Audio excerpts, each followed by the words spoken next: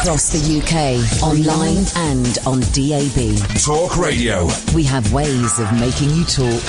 Talk Radio. Call me now. What pizza do you like having, guys? Evening. Thank you, James. Thank you, Ash. Iain Lee. Talk Radio. Start calling. You can call about anything you want. 0344 499 1000. We call you back. Late night, Iain Lee on Talk Radio. We have ways of making you talk.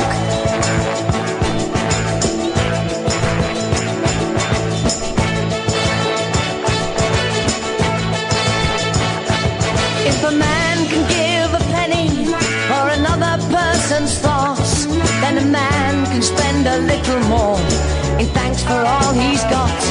If a man can give a valentine for another person's heart, then a man can give a bit more love.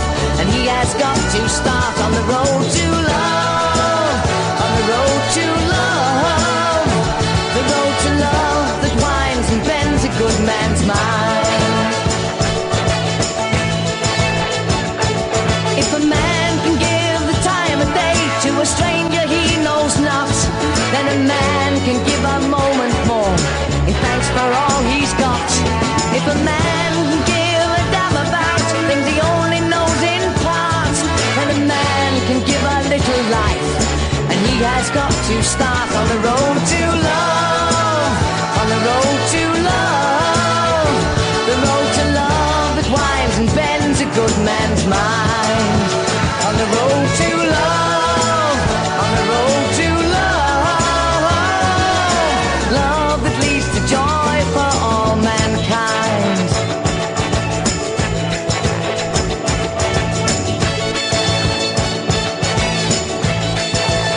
On the road to love, on the road to love, the road to love that leads to joy for all mankind. On the road to love, on the road to love, love that leads to joy for all mankind. Well,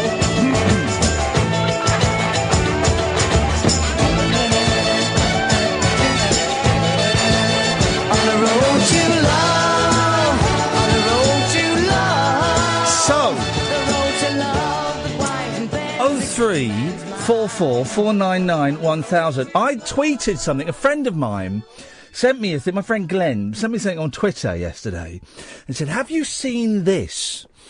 And I don't click on links, but Glenn very rarely sends me things on Twitter. I thought, I'll have a little look at this. It is. I watched it. I was parked up in the car last night before I went home. And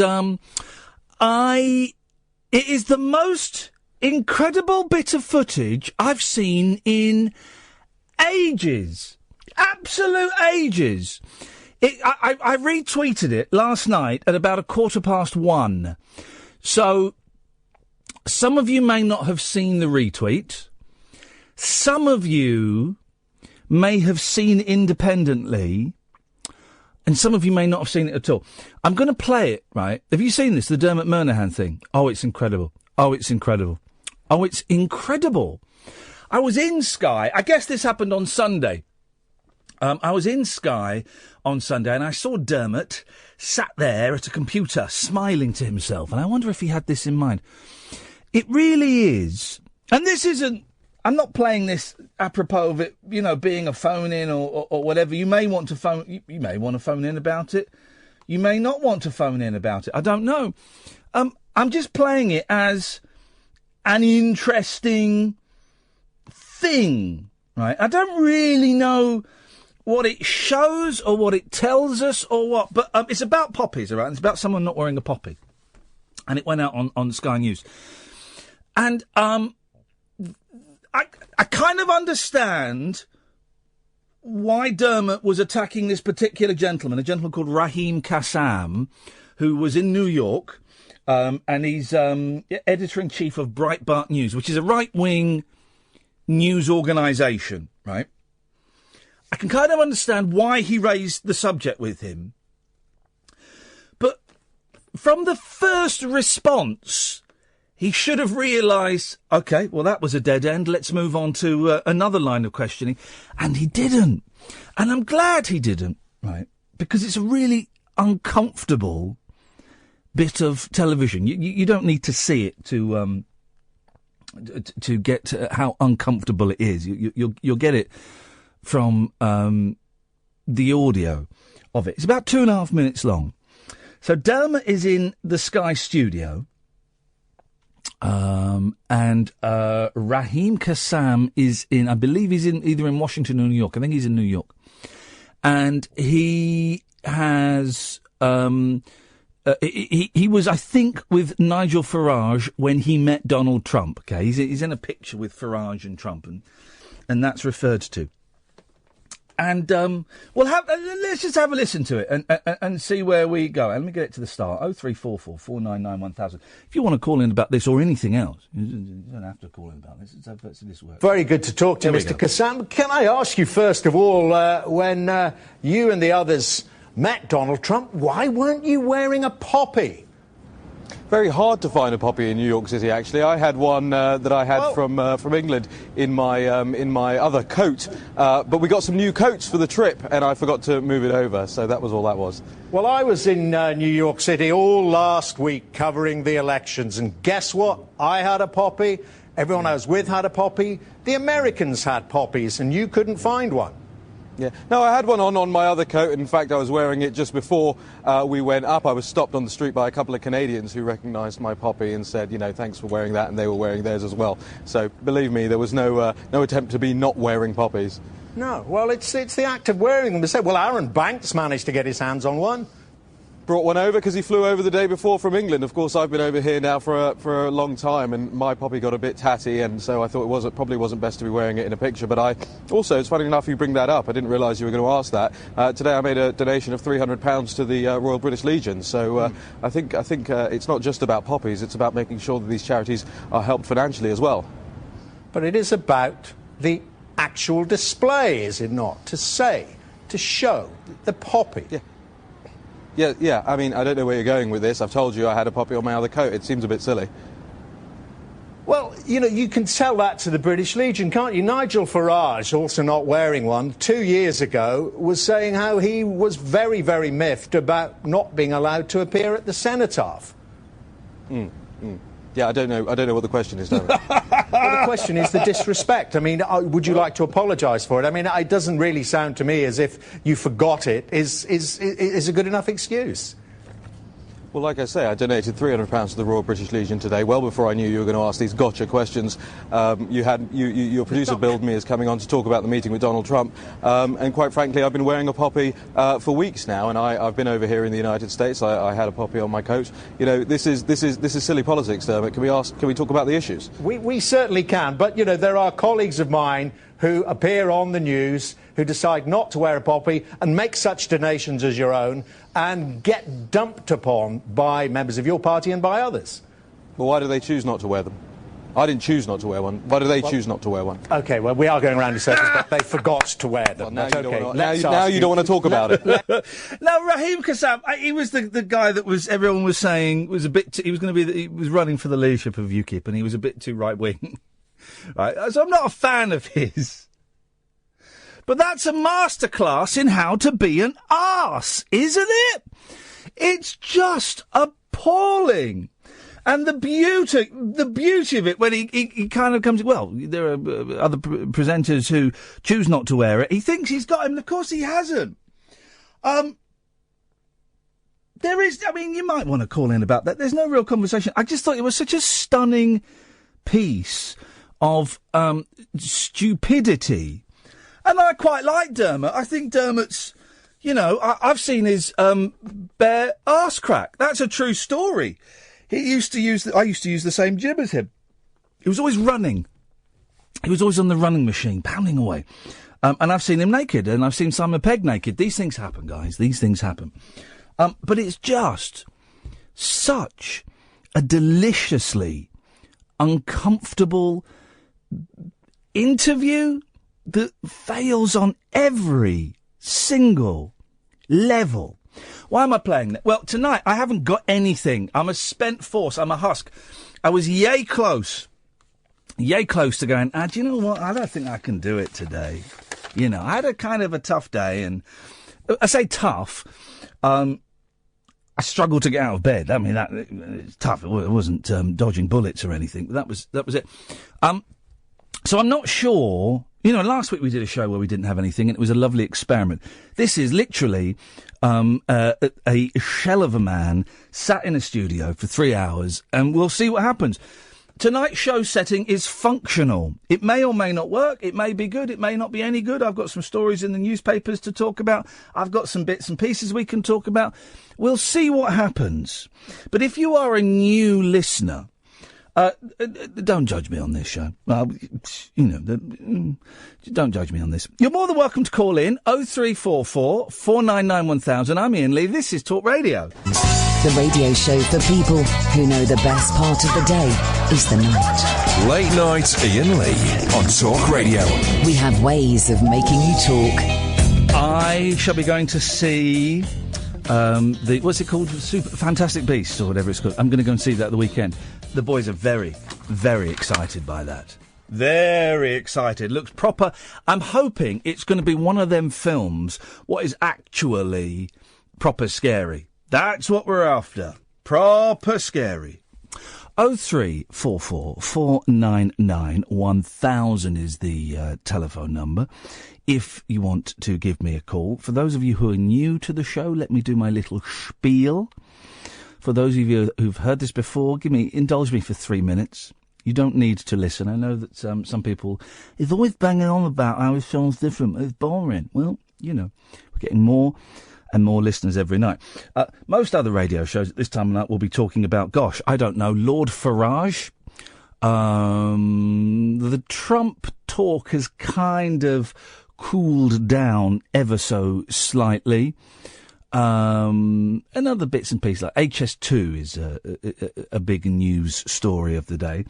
And we could sit here and talk about those things, but, you know, I'd like to kind of make this show a little bit different. And instead of me setting an agenda per hour, I just kind of sit here and we have the microphones open and the phone lines, and you can call in about anything you want.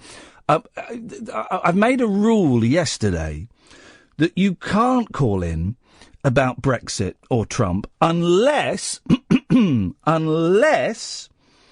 you can say something completely new that hasn't been said on any other phone-in show before. We had one gentleman, a guy called Barry, call in the other night who tried and failed miserably. The one thing he thought hadn't been said before was that, well, I mean, he was right in as much as if you add the letters I and H, you get the word triumph. But that was just a cack-handed way of going into saying he thinks President Trump will be a triumph. Well, okay, well, that's been said before. So you can only call in about those things if you have something new and original to say. 0344 499 1000. Jonathan! That's General Blazing Noah to you, civilian. Yes, sir! I'll get on to that after. OK, we're going to. What's coming? Are you going to give us a little light hors d'oeuvre before we get down to your militia? Yes. You know I've had T-shirts printed up.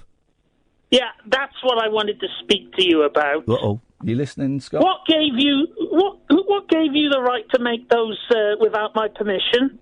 Huh? What gave you the right to make those T-shirts without my permission? What gave me the right? Who said that you were members? Oh, we have a strict criteria. No lefties, no Musloids, no Vernon Kay, no Scientologists. Okay, well, I'm 3 of those things, so I guess that rules me out. Yeah. No. And if there are T-shirts going to be made, they will be made by Race Riot Apparel of America. For goodness sakes, you've even got a racist clothing company that you use. And that's another thing. You've got to stop calling white people racist. No, I'm not calling white people racist. I'm calling racists racists. You're a racist, Jonathan. No, I'm not. I'm a white person. Yes, you are. You're also a racist, Jonathan. I'm not. Yes, you are. You've just said that you're going to get all of your gear for your militia made by a racist organisation. It's not a racist organisation. That's just the name of the company. What's the company called again? I'm going to Google it. Race Riot Apparel. Race Riot Apparel. Let's have a little look there. There's no such place. It exists. Well, it doesn't. Well, it does. You may not find a website for it, but it does exist. Right. Okay. It does exist because I've heard from people who've bought T-shirts. And what T-shirts, Jonathan? What T-shirts have your friends bought from this non-racist organisation? Trump is my president. That's the first one. Yep. Also, many about Pepe and Keck and Hillary for prison. Okay, right. Well, those aren't racist. You're right. But no, Jonathan, let's make no bones about it, okay? You are an obnoxious, racist fantasist. No, I'm not. Well, no, you are. That's a fact. That's an actual factual. No, it isn't. Well, it is. It is. No, it isn't. Yes, it is. It's just you projecting your own white guilt. No. I have no guilt about being white. Yes, you do. No, well, hang on a minute. What makes you say that? Because you've been conditioned by 50 years of so-called progressive education. No, Jonathan. Let's not talk in generalistics. Let's talk in specifics. Specifically about me. What makes you think I have? What was it? White guilt? Yes. What makes you think that? Because you always have to talk down the white race. You always have to... Okay, stop there. Let's go with 1 point at a time. When have I talked down the white race? All the time. When? Give me an example. Specific example. Well, there are so many, it's hard to recall. If there's so many, it will be easy to pluck one from them. Give me one specific example. You're calling white people racist. No, I'm not. I'm calling you a racist. Specifically, you a racist. Give me one example. Give me one. Jonathan, give me one. There are so many. I've given you one example. No, you haven't. You keep calling white people and racist. I keep correcting you. I don't keep calling white people racists. I call you a racist because you are a racist. If there was any confusion, you are the only person that took that to be a blanket statement about white people. It wasn't. It was about you specifically. So no, it wasn't. It was about white people. It wasn't, Jonathan. It was about you, and there's the proof. There's the proof. There's the proof that you're a fantasist. There's the proof that you're a fantasist. So that's 2 points I've proven. You are a fantasist racist. No, I'm not. Well, but you are. You're being paranoid now. No, I'm not. And also, another way I can prove. So there was no way you could prove that I've got white guilt. Okay, next point. Next criticism of me. Okay, you're a hypocrite racist because you wear a poppy when you hate the people of this country. Right, hang on one second.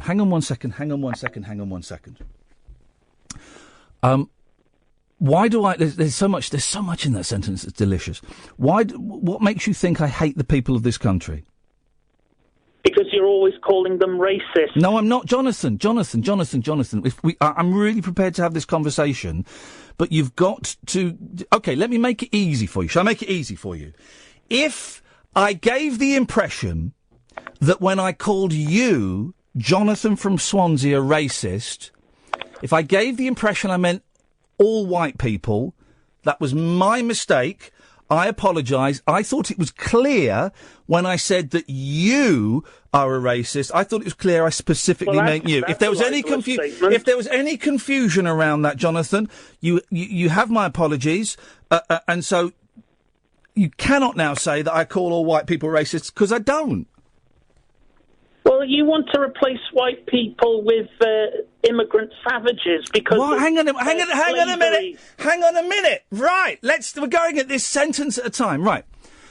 I don't want to replace white people with immigrants, and you've just used a racist phrase, immigrant savages. That is actual.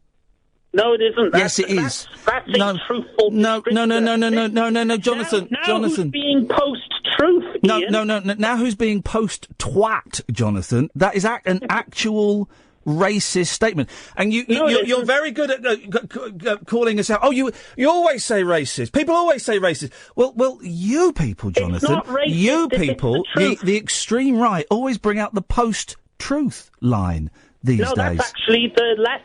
Well, no, but I know, but the right have adopted it. Jonathan, you've just the left have adopted the word snowflake. Jonathan, you've just said a racist statement, okay? No, it's not racist. No, but it is. Well, facts are not racist.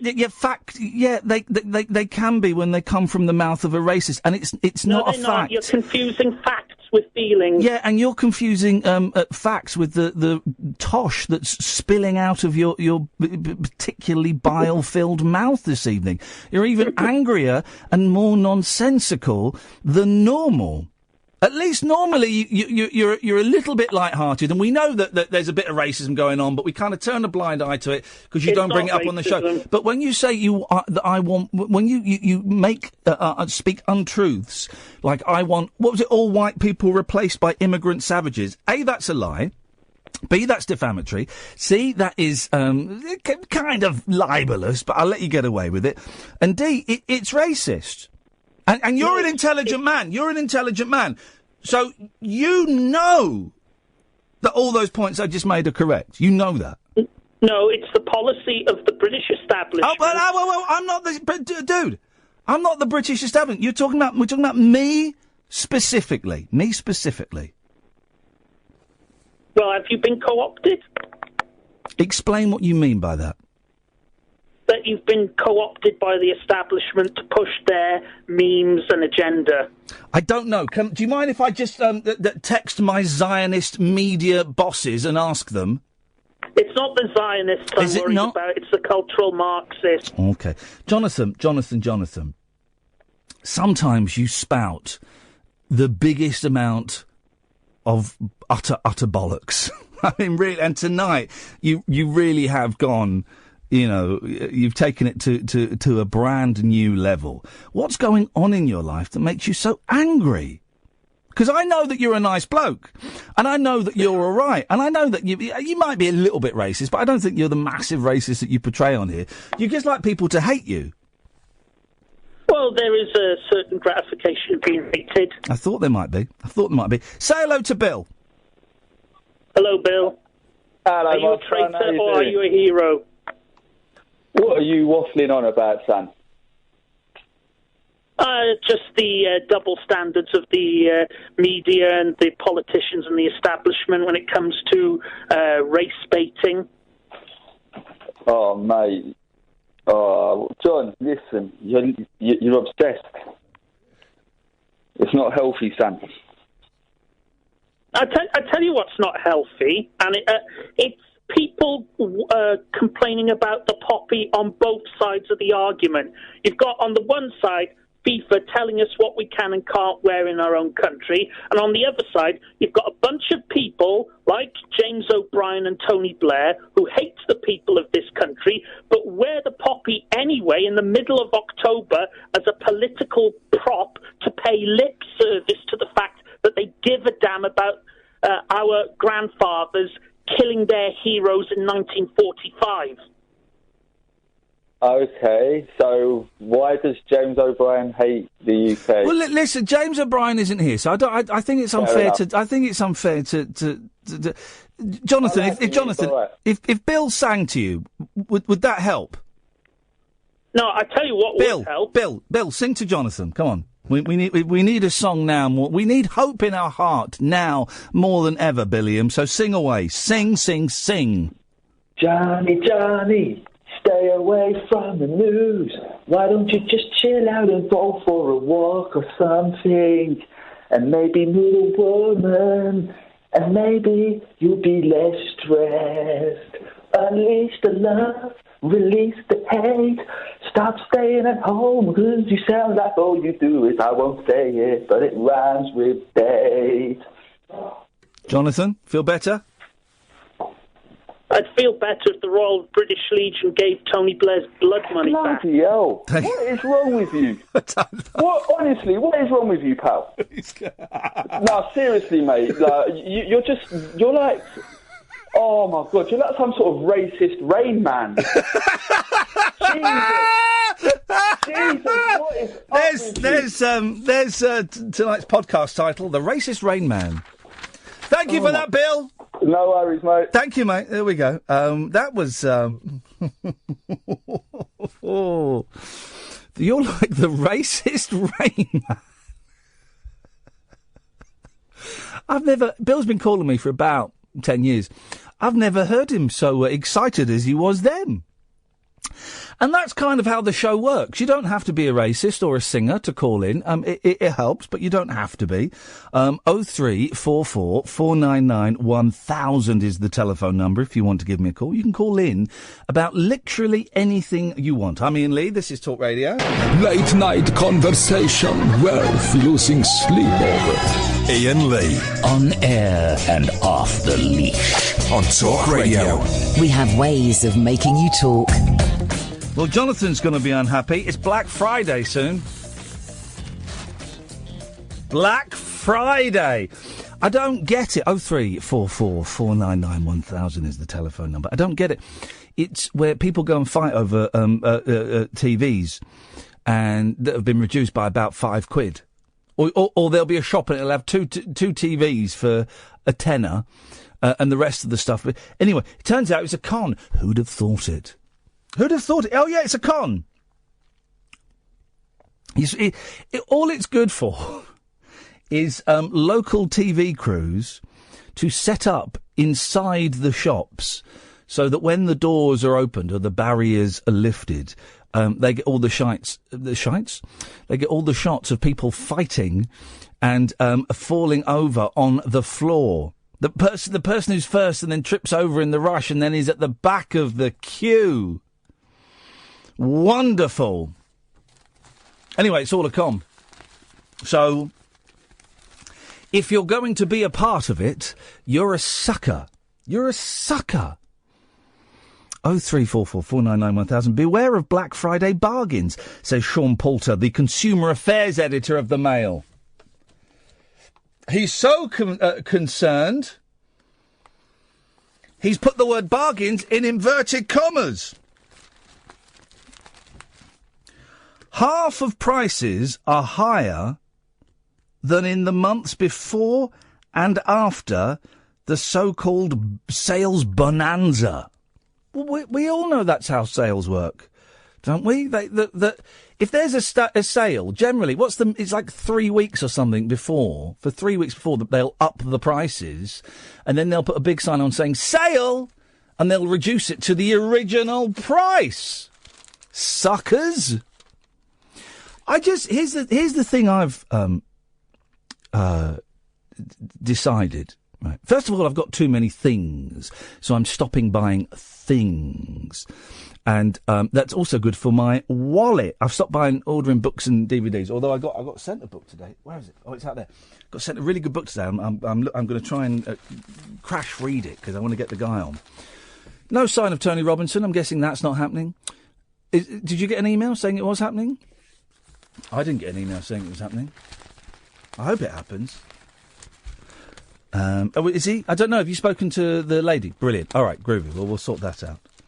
I'm still trying to chase the lady that wrote the whose sister was murdered by Fred and Rose West, but they seem to have gone very quiet, and I don't want to be too forceful with them. I think she's been. No, it's an amazing book, and if we don't get her on, I'll talk about the book anyway. There's a few bits and pieces I want to read from it, but I've got enough things. I don't want any more stuff, because stuff is just a pain, isn't it? Move stuff around, and where do you put stuff? And when you die, what happens to your stuff? You know, your stuff. And when I say what happens when you die, I don't mean the important stuff, like I haven't got any important stuff. It's all rubbish. The guitars will be split between the boys. the Monkeys collection will be split between the boys, and they'll think, what a load of rubbish. And they'll sell it and get about $2,000 and spend it on fags. Anyway, so I'm getting less and less stuff, and I enjoy having less and less stuff. It's a nice place to be. Half of prices are higher than in the months before and after the so-called sales bonanza. 03444991000. Half of Black Friday deals are not what they seem. You don't say. With some products even going up in price, according to a study. Consumer Group Which found shoppers may be duped by the growing frenzy around the November sales when they could get better deals before or afterwards. Here's the point I was going to make earlier and I forgot. Buy stuff when you need it. Right? If your TV breaks or you move to somewhere and you need a bigger TV, well then buy the TV. You know, and look online, look at Amazon, look at the manufacturer's site, look at John Lewis, look at Argos, compare it, the best price, has that got free delivery? Beautiful, I'll have that, thank you. And that way you're spending it because you need it. Spending in Black Friday sales reached £3.3 billion last year, and is expected to top $6.7 billion this year as retailers' promotions go on for longer. So hang on, it's not Black Friday, it's a whole Black Week. Which, it's got a question mark after it, which followed last year's Black Friday bargain claims and found some prices fell further soon afterwards. You suckers. You absolute suckers. That's what you are. While other deals made products more expensive than they had been in earlier months. Black Friday, which began in the US, falls the day after Thanksgiving. My prediction, in 5 years' time, we'll have Thanksgiving will be a thing in this country. I guarantee it. It's November the 25th this year. It was brought to the UK by Amazon and Asda.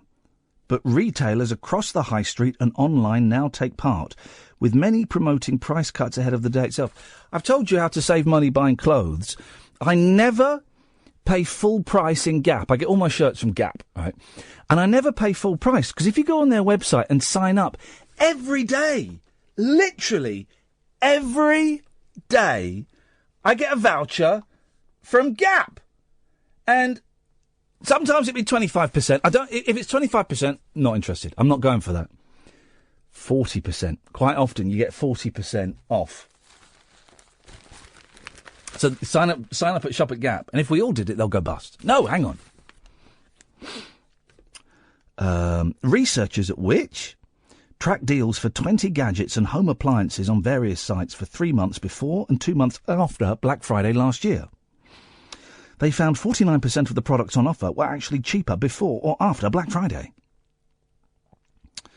Currys, we want numbers, guys. Tom, I'll come to you in a minute. 03444991000. We want numbers, guys. Currys was selling an LG soundbar speaker for £239 on Black Friday, but it could have been bought for $230 throughout September. WTF?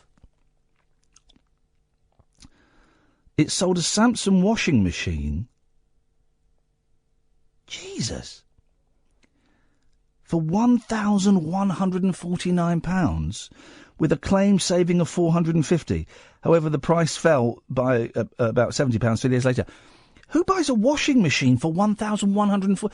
Washing machines, they're like £250, aren't they? Washing machine is about £250. Oh, there's a poster, and if they're advertising with us, brilliant. It's a wonderful, wonderful product. But I saw a poster, right, and it's a picture of a woman on a bus. Have you seen this poster? It's a picture of a woman on a bus, right? And it's one of these things where you can control your home by your phone, right? There's loads of them, right? So I don't know which one it is. I don't think we're advertising with it. And then it's a picture of various appliances. And she's tapping the screen and smiling, right? And there's a picture of a fridge, a washing machine, a cooker.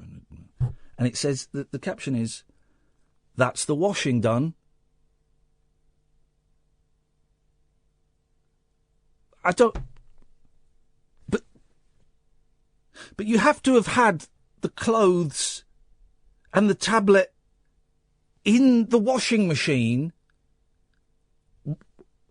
Why would you not just put it in there and press start? Well, I don't understand why.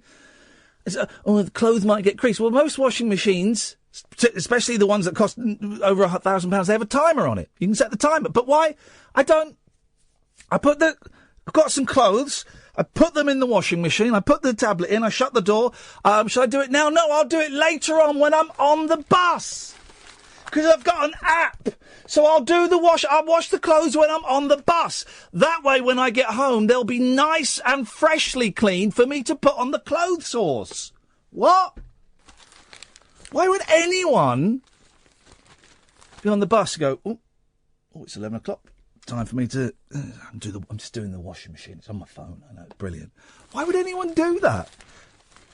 People are idiots. This is what I've found, and Jonathan's call, I think, proves it. People are absolute idiots. Things like, Jonathan, this is what we'll do. We'll compile a list of why people are idiots, okay? It's going to be called the Idiot List. Idiot List. It's a Bob Dylan joke for you there, guys. Things that prove that we are all idiots. Jonathan, Black Friday, remote-controlled washing machines.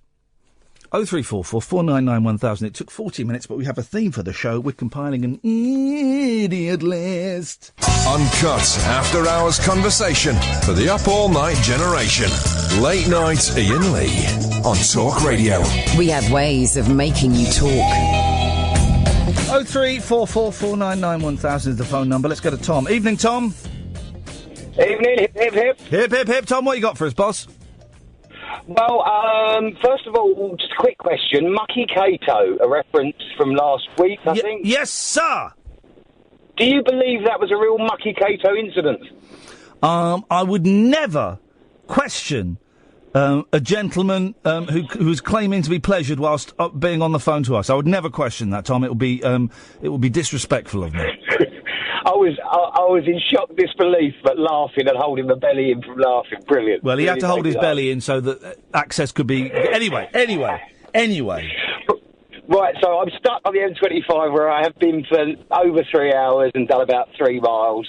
How do you occupy yourself and not go mad when it's so easy to do it, stuck in this little metal box? It is, well, you're listening to this rubbish, and I'm sorry we're delivering I would give tonight's show 5 out of 10 so far. It's a substandard show.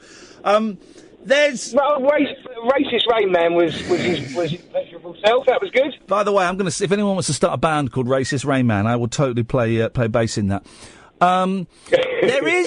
Being in a car... It is just one of the most tedious things ever. I'm doing a lot of driving at the moment, to and from work, and but since it's got darker and wetter, it seems to be taking forever to drive into work, and we're going to move to a new studio probably sometime next year. That could add up to another 45 minutes on my journey. I don't think there is, Tom. I don't think there is. I've had such a good day, and I've really been smiling and had a good day, and I have ups and down days, and today's been a great one, and you kind of sit in here not trying to... lane 1, the outside 3 lanes are closed, apparently, in about a mile's time, but everyone's still popping out of this lane to go and creep down and then gather back in the queue later and all that trick. And I'm really trying to just smile about it and think, you're an idiot, but I'm really driving me bonkers. I tell you the thing I hate on motorways is when the traffic literally doesn't move. You've not moved for an hour. And people start getting out of their cars. Yeah, we just had that. A young lady just went scrambling over the barrier trying to find a bit of relief or a bit of hiding place so she could relieve herself. I hope everybody did the respectful thing and honked their horns at her. There was a bit of that from a couple of lorry drivers, of course. Whenever I see a gentleman on the hard shoulder of the motorway urinating, I always bib them. You have to. And when you're being bibbed at because you're doing it, you wave. Yeah, good. We have the same traditions. This is good. Tom, should we do a thing they do on local radio? They're going to do a little local radio trick, right? So are you not moving at all? I haven't moved at all for about an hour and 15. Right, let's do a little local radio trick, right? And this will backfire terribly on us, right? Let's see how many people are listening to the show. Can you wind your windows down? Certainly can. Let's get it all open. Tell us, this is proper local radio now. Tell us exactly where you are, Tom, to the best of your ability. So, I think I'm about a mile short of junction 28. Which way are you going? I'm going clockwise. You're going clockwise. All right. I'm going back towards the tunnel, So, yeah. now there'll be a little delay. If there is anybody who's listening to this who thinks they are near Tom, right, honk your horns now. Now, we just got to wait, Tom, because there'll be a delay.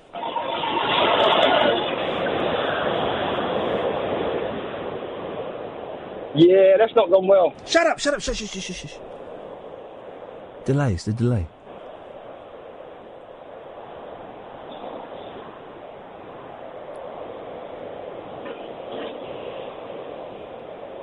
How long is the delay? No? Okay. Right. Hang on, it could be... Oh, well, we might have just had one there. They might be shy honkers. That's the other title for the show. There's the other title for the show. Ah, well, no one's listening. That's fine. That's fair. That's fair enough. No one's actually... I think there's too much hate in this queue. There's no love. I think there's a lot of people are listening. In fairness, Tom, you could have bibbed your horn and pretended it was the car next to you. You could have done that for me, couldn't you? Should we go again? Yeah, go on. Right, so, if you're stuck just before junction 28 of the M25, going clockwise, and you're listening to us, bib your horn now. Hey! Oh! Right! Whoa! And they sound... Oh! Different people as well, Ian. Different people. And they sound close. Oh, they're waving. Oh, there's people waving. Oh, beautiful. Oh, Tom, you've made my evening. You've made mine. I think I've made theirs. Thank you very much, Tom. And, of course, Tom, you're the passenger in the car, because even when you're stuck in traffic, it's illegal for you to make a phone call. Hands-free. I'm all right. There we go. In that case, we can do that. Lovely. Thank you, Tom. I think I got done speeding again the other night. I told you about this. Right? You know, I was up to 9 points, and I went down to 6. And I am just so cautious driving. Kath's been in the car with me on the motorway, and I know I've got cruise control. I set it to 68 miles per hour on the motorway. And I love it. I love it. It's made my life so much better, right? And so much stress free. And so I'm now spot on, right? And there's a bridge, Hammersmith flyover, the way I drive back, right? And it's 30 miles an hour, but it's one of those, it's that bit of road that's a really slow 30. Do you know what I mean? You're driving it and it's a slow 30. And generally, I keep to 30 and everyone's bombing past me on there, And then last week, I was doing 37 on there. 37. 1:30 in the morning. It's a slow 30. And for the first time ever, and also I wasn't sure it was 30, right? Because there were no speed signs there. The only reason that makes me think it was 30 was going the other way. It's 30. So when I come into London, I see it's 30. Going out of London, there are no speed signs, right? And then the other night, I drove over it and there was a copper at the end with a speeding gun. I thought, oh no. But maybe it's not a 30. Maybe it's a 40. And then when I drove over there 2 nights ago, they've put signs up there saying 30. Cheeky so I'm going to get done again. I'll be up to 9 points, and I don't lose any more points until November next year. Jesus, flipping heck! And I'm so good now. I'm so good.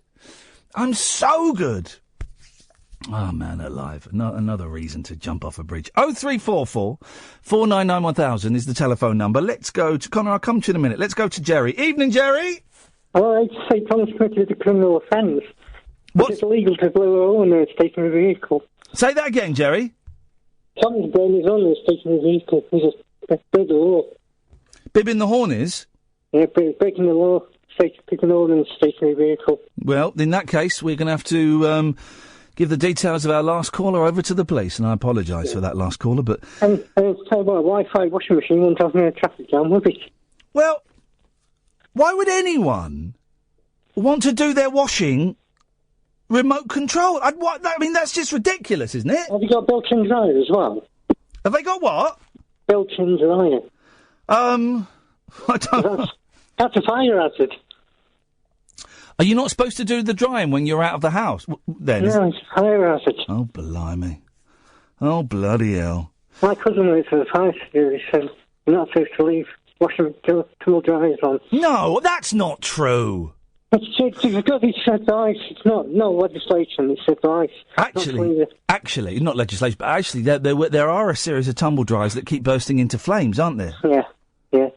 So maybe. Right. I was going to say also this thing of being able to set the heating in your home, so when you get home it's warm. I like the fact that when you get home it's freezing cold and it takes half an hour. Otherwise, if you're heating the house when you're not there, that's a waste of money. Put a jumper on. It's not good for the environment. No, run around a bit. Carbon footprint. Carbon footprint. I've got their second album somewhere. What you got for us, Jerry? How are things going for you? Hey? How are things going for you? Going all right. I'm doing well today. I had a couple of monster cans, so I'm being off my face for a bit. It's not good. Why have you been off your face? I had monster cans, them energy drinks. Oh, God. I was off my face, running around like madman, running up and down the corridors. What happens when a bloke with Parkinson's has too many energy drinks? Just going loopy. Yeah? I'm more loopy than usual. Struth. I can't drink any of those things because they just stink.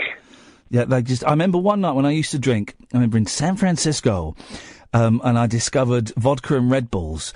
Oh, they slip down way too easily, and you're absolutely steaming, but you are off your face. Carl Malden. What did Carl Malden didn't drink them? Did he?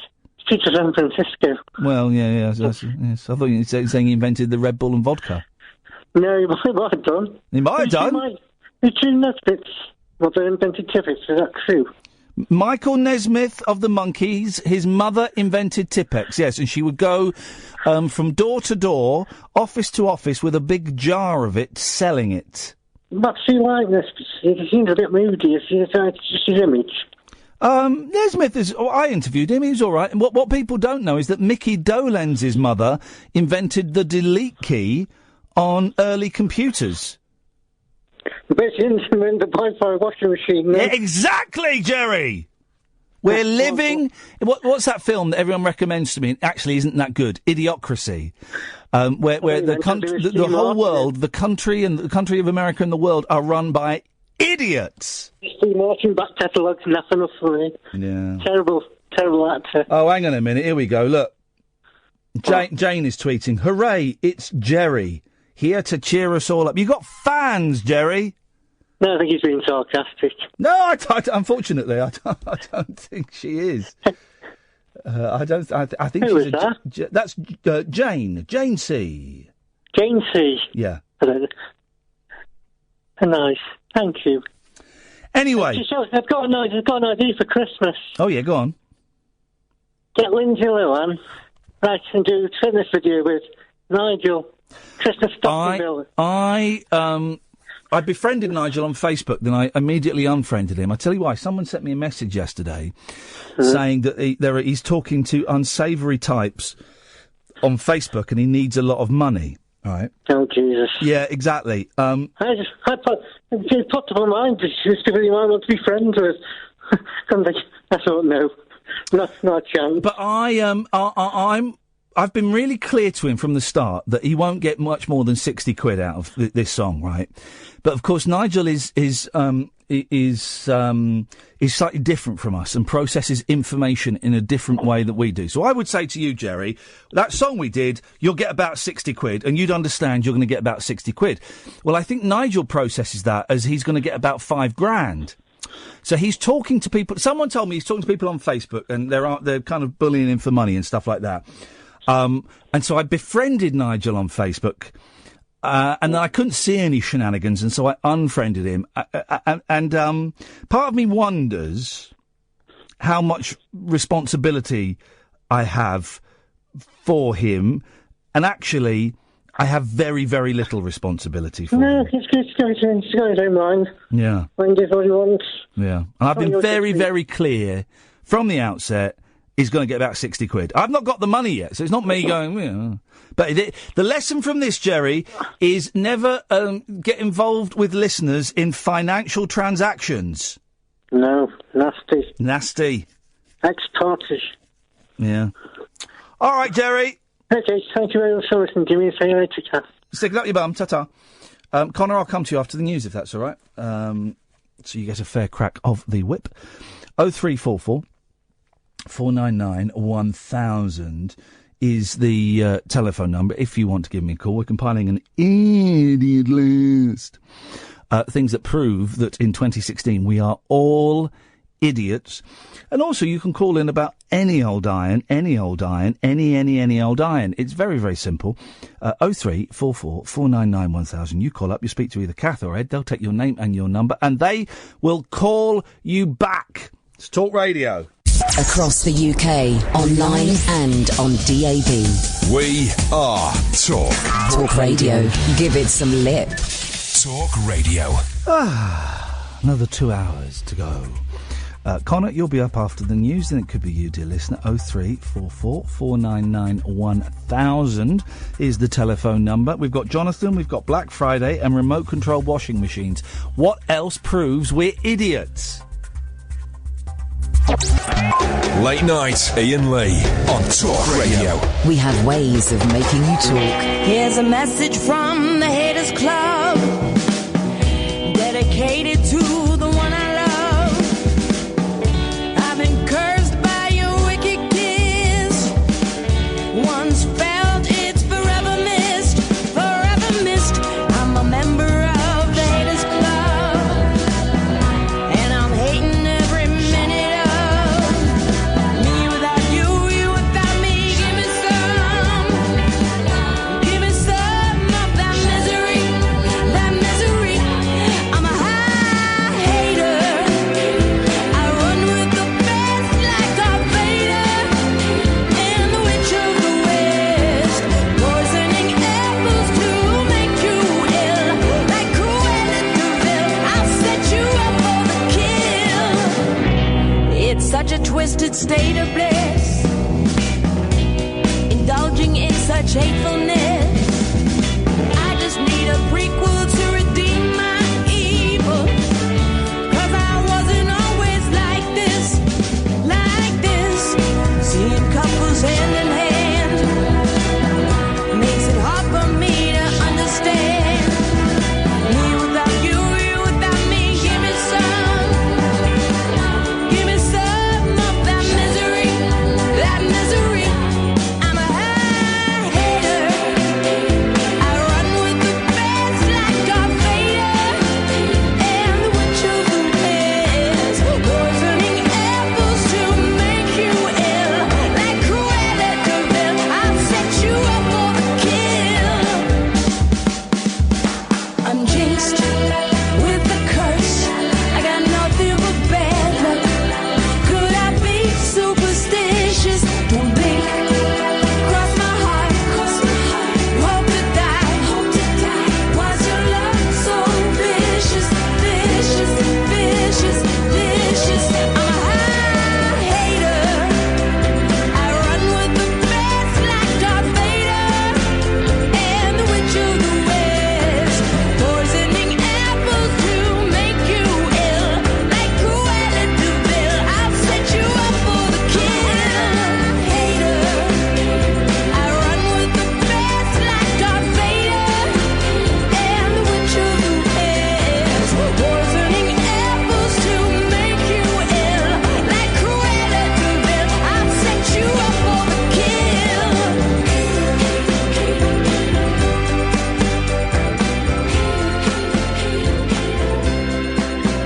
0344 499 1000 is the telephone number if you want to give us a call. Yes, Connor! Hip, hip, hip. Hip, hip, hip. Connor, what have you got for us, boss? Well, I just wanted to say that I really enjoyed the extra additions to Sunday's show. Oh, you were there with your lady friend, I believe. Is that correct? Yes, I was. We didn't speak afterwards, did we, Connor? No. What's wrong? Is there beef between us? What's going on there, man? What's happening? What's the vibe? I was gutted really because obviously I wanted to come and chat to you afterwards, but we parked in a car park that shut at 10. So we kind of had to leg it out. What were you doing parking in a car park that shut at 10? There was there was free parking. I parked in the street. Yeah, I don't know why we did, but prune. I know, exactly, plonker. I did for those. I did this show last year, Iain Lee versus Radio. It's like a sort of comedy lecture with the word comedy with a very small C. And then I thought, someone asked me to go and do a couple more shows. I thought, okay, but because I was doing it in Luton where I did it before, I thought loads of people would have seen it. So I kind of added some new bits. And then at the start of the show said, right, who's seen the show before? Only 6 people put their hands up. I thought, unbelievable. You gits. I've put in all this extra chancy material. Well, I'm glad you said that it worked. The show is called Iain Lee versus Radio. The logical conclusion for the next show would be called Iain Lee versus TV. But I just don't, and so that was kind of me testing out some bits and pieces to see if it would work, and I think it might do, but it's going to be a lot harder. I think the visuals of the TV, you lose something because you're watching the TV, whereas with the radio clips, I know some of them are animated, but it's primarily an audio thing. You're listening to it, so you kind of make up the picture in your head. And I wonder if the visuals of the TV stuff is a bit distracting. But I'm slightly disappearing up my own arse here, Connor. So I shall back away from that. Thank you very much for coming. It was an amazing venue, wasn't it? The Bear Club in Luton. I've never seen anything like it. Absolutely stunning. Although when we did run out afterwards, a rat did run right in front of us. Went under a car. And it was the first time I've been to Luton, other than Luton Airport. So, the Bear Club was very impressive, but the rat not so much. No, yes. Well, yes, there are rats wherever you go, but yeah. I love how the airport is called London Luton Airport. Oh, I know. Why is... Because it's not London. It's miles from London. But neither's Gatwick. Oh, Gatwick. But Gatwick doesn't bill itself. Does it bill itself as London Gatwick? Yeah, London Gatwick. Does it? Oh, yeah. You cheeky gits. Heathrow? That's kind of London. Yeah. It's kind of London. But London Gatwick. Gatwick's in the middle of nowhere. No. Yeah, it's a nightmare to get to. And all flights seem to go from there as well. Well, do they? Well, whenever we try to book holidays, we always have to go to Gatwick instead of Heathrow. Isn't that funny? Well, I live very near. I live very near Heathrow. Yeah. And most of the flights I've been on have been from Heathrow. So I don't know what you're talking about, you lunatic. Maybe it depends where you're going. Yeah, and maybe they prefer you when you try to book flights. Make your journey a bit easier. Maybe they do. Maybe that's what it is, Connor. I do have an excellent online presence, of course, which they sent. Have you got anything for our well, there's another thing that proves we're idiot. London Luton. There we go. I'm compiling an idiot list, Connor, that proved that in 2016 we have crossed the threshold and all become idiots. So far, I've got Jonathan, the racist Rainman, Black Friday, remote-controlled washing machines, and London Luton. Petitions, yeah, I'll have that. Everything. But back in the day, right, you are spot on, Connor. Back in the day, right, to get a petition, you'd have to go around knocking on people's doors with a bit of paper. You'd have to stand in the street. And then when 100,000 signatures was about 2 foot of paper folded up, and you'd take it to 10 Downing Street, and they'd get you, and they'd film you taking it, and you'd knock on number 10, and the Prime Minister would, oh, brilliant, come in, and you'd go in, and you'd hand over the thing. And that was a thing of beauty, right? Now, though, the fact that it's emailed round and it's electronic, 100,000 names on a website doesn't mean anything. No. No. And there's petitions about everything. Petition for a second referendum. I know. I bet someone in this country has set up a petition to stop Trump being the president of the United States. I bet. Well, there's a petition to get Barack Obama to become Prime Minister. He'd be good, though, wouldn't he? I don't know. Oh, I mean, I a bit racist. Like all whites, Connor, are a massive racist. I think he's a very charming man, but I feel like the people who are trying to put him forward as Prime Minister don't know his policies. Hey, trust me, guys, it's Tories for the next 15 years. Tories for the next 15 years at least. Boring Tories. Boring Tories. Not even the fun ones like Thatcher. At least there's something to get angry about. I've got no idea what this lot are up to, apart from protecting a load of nonsense. But have the inquiry, guys. Have the inquiry. Interesting twist, and let's be careful how we tread here. Interesting twist in the Janner case, right? Have you heard this? This is really interesting, right? So Lord Janner, who passed away before charges could be pressed, right? And I heard people getting angry about this, and they shouldn't be getting angry. They should be really interested in this, right? So there was going to be like an investigation after he died earlier this year. That was postponed, right? It was postponed to January of next year, and they've just said today it's being postponed again. Now, the knee-jerk reaction is, this is outrageous! When will we get... But do you know the reason they've postponed it? The reason they've postponed it, because there are ongoing investigations in Leicestershire, where Lord Janner, I think, came from. Is that where he came from? Or he certainly had connections with Leicester and Leicestershire. There are ongoing investigations there that if they were to start the Janner, I want to say trial, but obviously it's not a trial because he's dead, but if they were to start the Janner, inquiry... then the current police investigations wouldn't be able to proceed. So I think it's wonderful that the police have said, no, you can't do the Janner inquiry just yet. We are following investigations in Leicester and Leicestershire. I think it's interesting. It's that story, Connor. Ooh, that's gonna be a story. Yeah. Be interesting to see what happens. It'd be interesting to see what happens. Anyway, Connor, is that all? Yes. Cheers with this. Ta-ta. 0344 499 1000.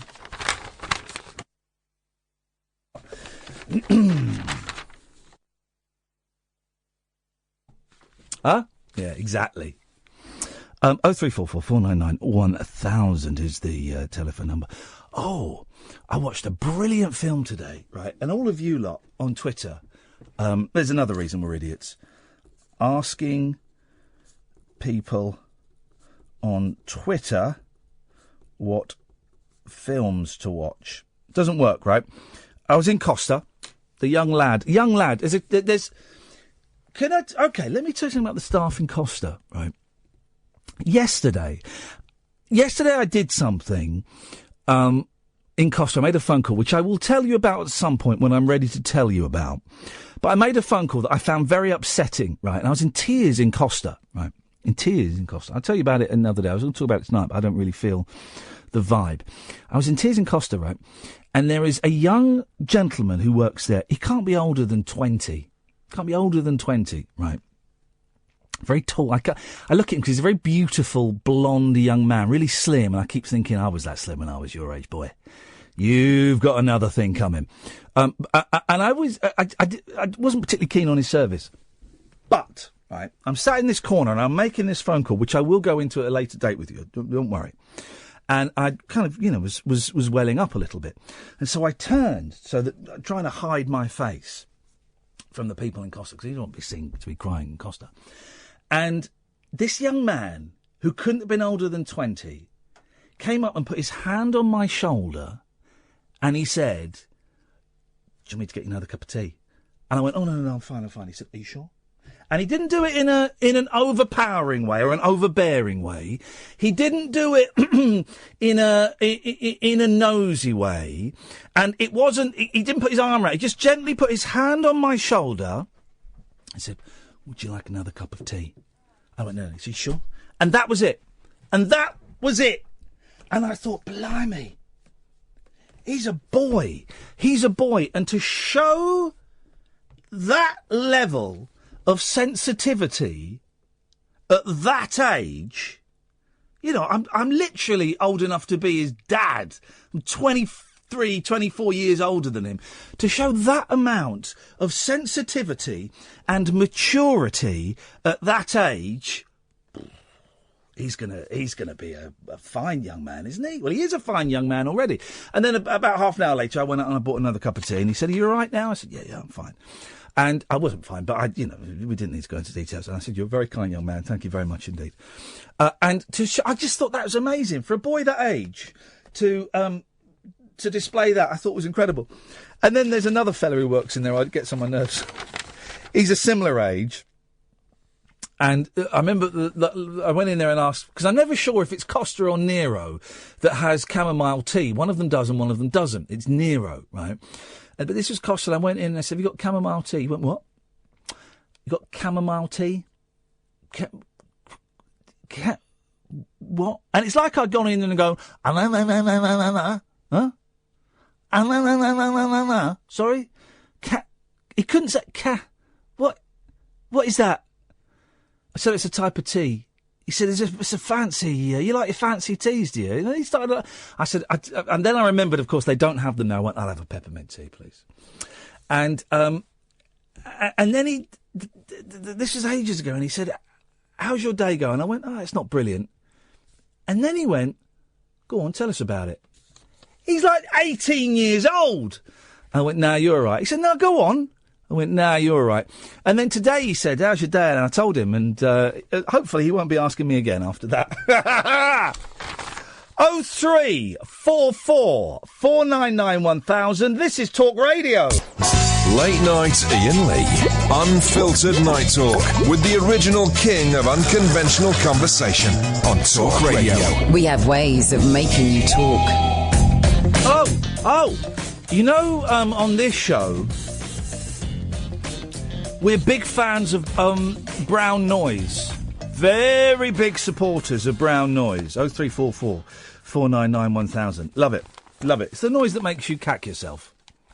The Germans, we believe, the German police have a machine that they train on rioting civilians, and all the civilians stop because they poo their pants. They scheiß their Unterwaffen. Well, we found the opposite. They've got the opposite.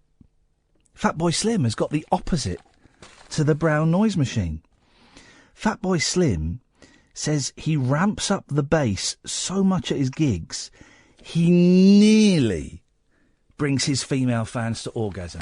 Nearly. Now, somebody who has genuinely got the opposite is Mylene Class. Now, I remember reading an interview with Mylene Class where she said there is a chord you can play on the piano that makes people achieve an orgasm. Now, I've got a piano.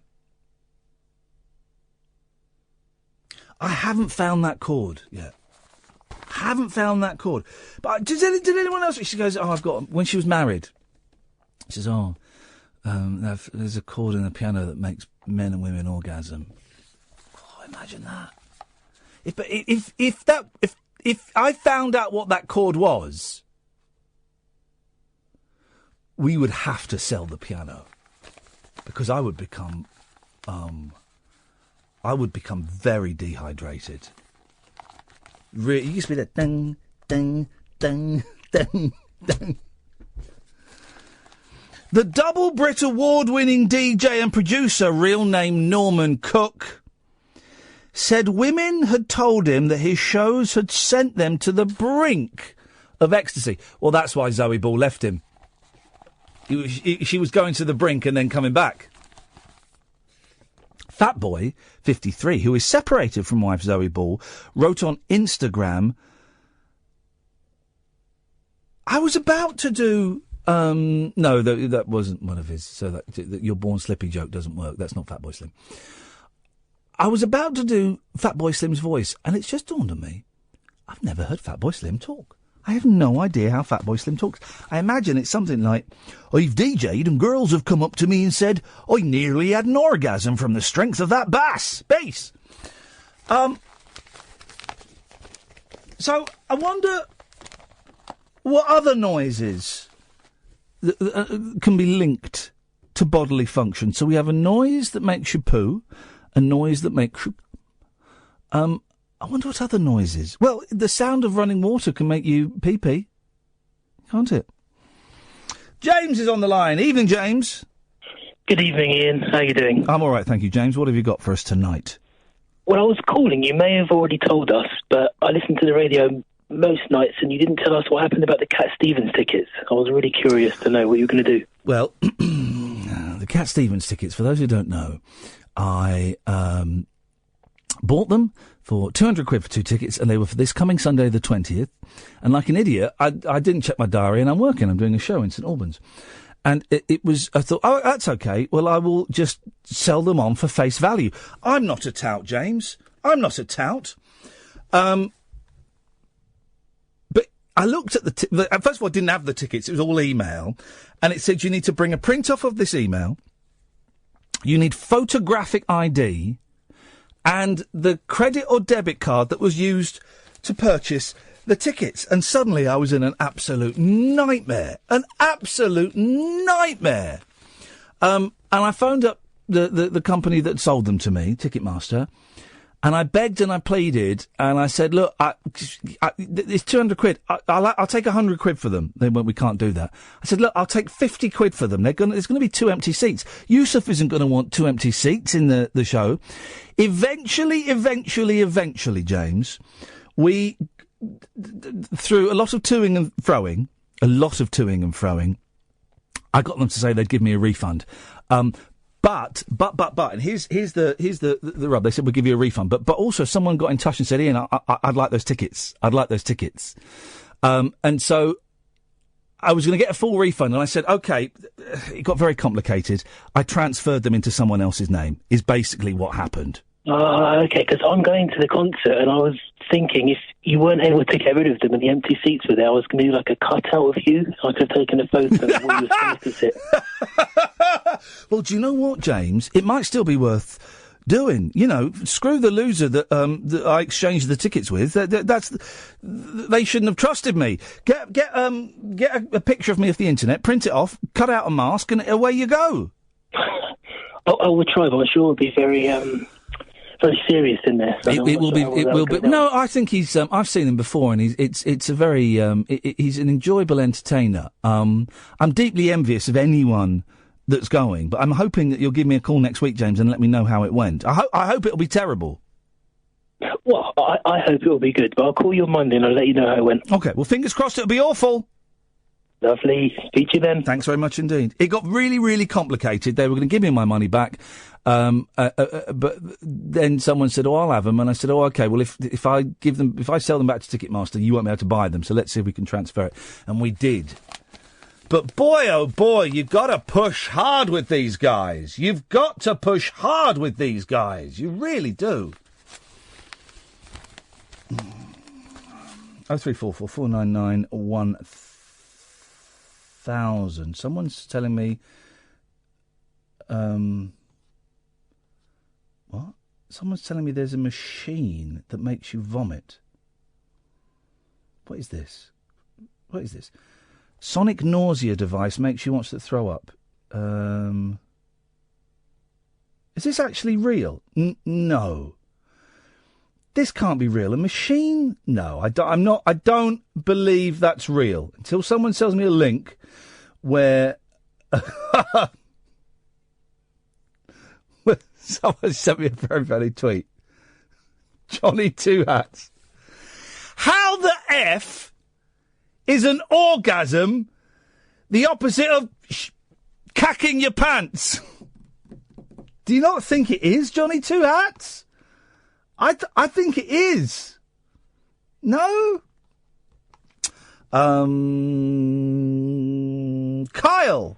Evening. Evening, Kyle. You all right? I'm all right. I'm not, actually. I'm struggling tonight. I nearly cancelled tonight's show. But the show must go on. But I'm finding it very, very hard work tonight. Oh, it's all right, what I've heard. It's all right. It's functional. Functional. That's all you can ask for. Oh, hang on a minute. I'm being sent... Hang on a minute. Just been sent a link. Spy Gadgets, Sonic Nausea, $49. Sonic Nausea is a small electronic device that generates acoustic sound waves that make people extremely nauseated.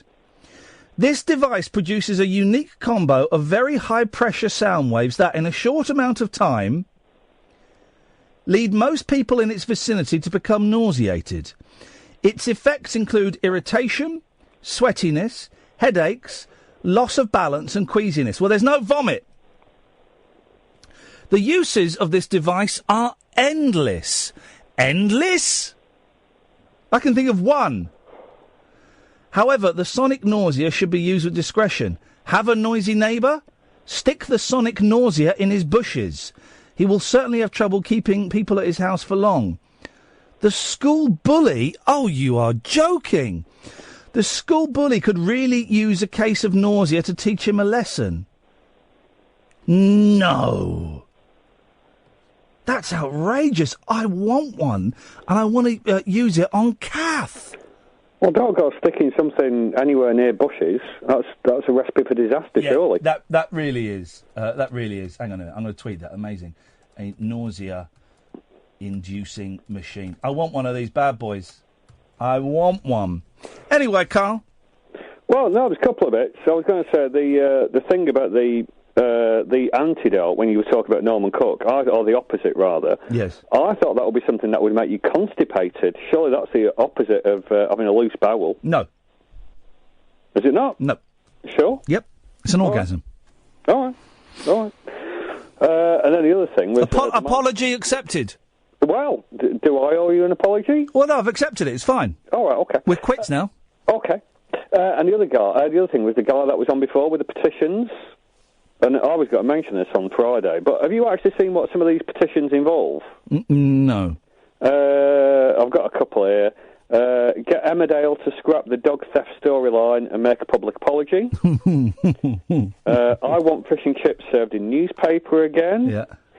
Now this one I agree with. Get railway companies to enforce the quiet coach rules more stringently. Yep. What's the other one? I don't like the quiet coaches on trains because I don't know how quiet is it silent or is it quiet? No, well you do that very British thing because I always go on the quiet coach and if somebody dares to make a noise I don't think of glaring at them. I've been on the quiet coach but not realised I was on the quiet coach until it was too late. But it's been quite noisy on the quiet coach. No, you see, that'd be a death stare. That would be a death stare. But if you were sat behind me, I wouldn't notice. Well, no, because I would. Well, what I would do. Oh, why do I tell you these things? I would make a point of going to get a cup of tea, and sort of glaring at the person as I went back. I've done that. Well, but I would be too busy talking loudly on my phone. Well, then you just sort of got to the conductor, who is normally in coach seat. On the train I get, going, I'm not being funny, that tall fellow over there. The conductors don't have... You wouldn't know I was tall, I'd be sitting down with a coat over my lap. The conductors have no legal authority. They can ask you to be quiet, but even then, I bet they wouldn't ask you because they're all scared these days of being stabbed. Why would you have a coat over your lap? What would you be up to? I'll have my little Casio keyboard and trying to find that chord. No? Well, fair enough. Would you like your last two raccoon things, by the way? The what? Well, no, sorry. The petitions. Oh, yeah. Somebody's written... And did you say, would you like your last two raccoon things, by the way? Raccoon, yeah, how do you say it? Well, yeah, but why did you... That sentence... Would you like your last two raccoon things? Yeah. But that sentence doesn't mean anything. Well, this petition... Is about a raccoon? Well, yeah. But okay, well, I didn't know that that's what you were referring to. I apologise. This is awkward, isn't it? Sorry. No, it is entirely your fault. That apology is not accepted. Oh.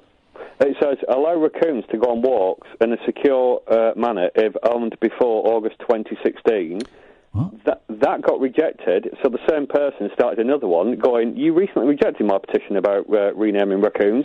You should reconsider. I think they should release wolves back into the wilderness just to make life a bit more exciting. Why? Well, you don't get stories about people getting mauled to death by wolves, do you? What about that dingo, the little baby, ages ago? What, the dingo? Yeah, right, that's Australia, mate. The dingo ate my baby. That's Australia. That was Australia years ago. I'm talking about Britain, mate. I'm talking about the Yorkshire Moors. I'm talking about Dartmoor. I'm talking about the New Forest. Wolves, real live wolves. What, and then just what, savaging people or just giving them a bit They're just there. It'll be exciting. You go out for a walk in the woods, and then you go, oh, there's a wolf over there. Stand still. Health and safety. You've got no sense of danger, Kyle. That's your problem. 0344 499 1000. This is Talk Radio. Late night Iain Lee on Talk Radio. We have ways of making you talk. Bruce! Hip, hip, hip, sir. What kind of cake, Bruce? Country manor. Oy. What you got for us, boss? I like currants, what can I say? I just thought I'd give you a quick call after hearing your story about the young chap in Costa. Oh, yeah. I was literally and metaphorically touched by his humanity and his maturity. Well, the thing is, like, I've worked in retail, I've worked in customer service before, and I know what it's like, and I've actually had some terrible customer service this week myself from a large retail operator.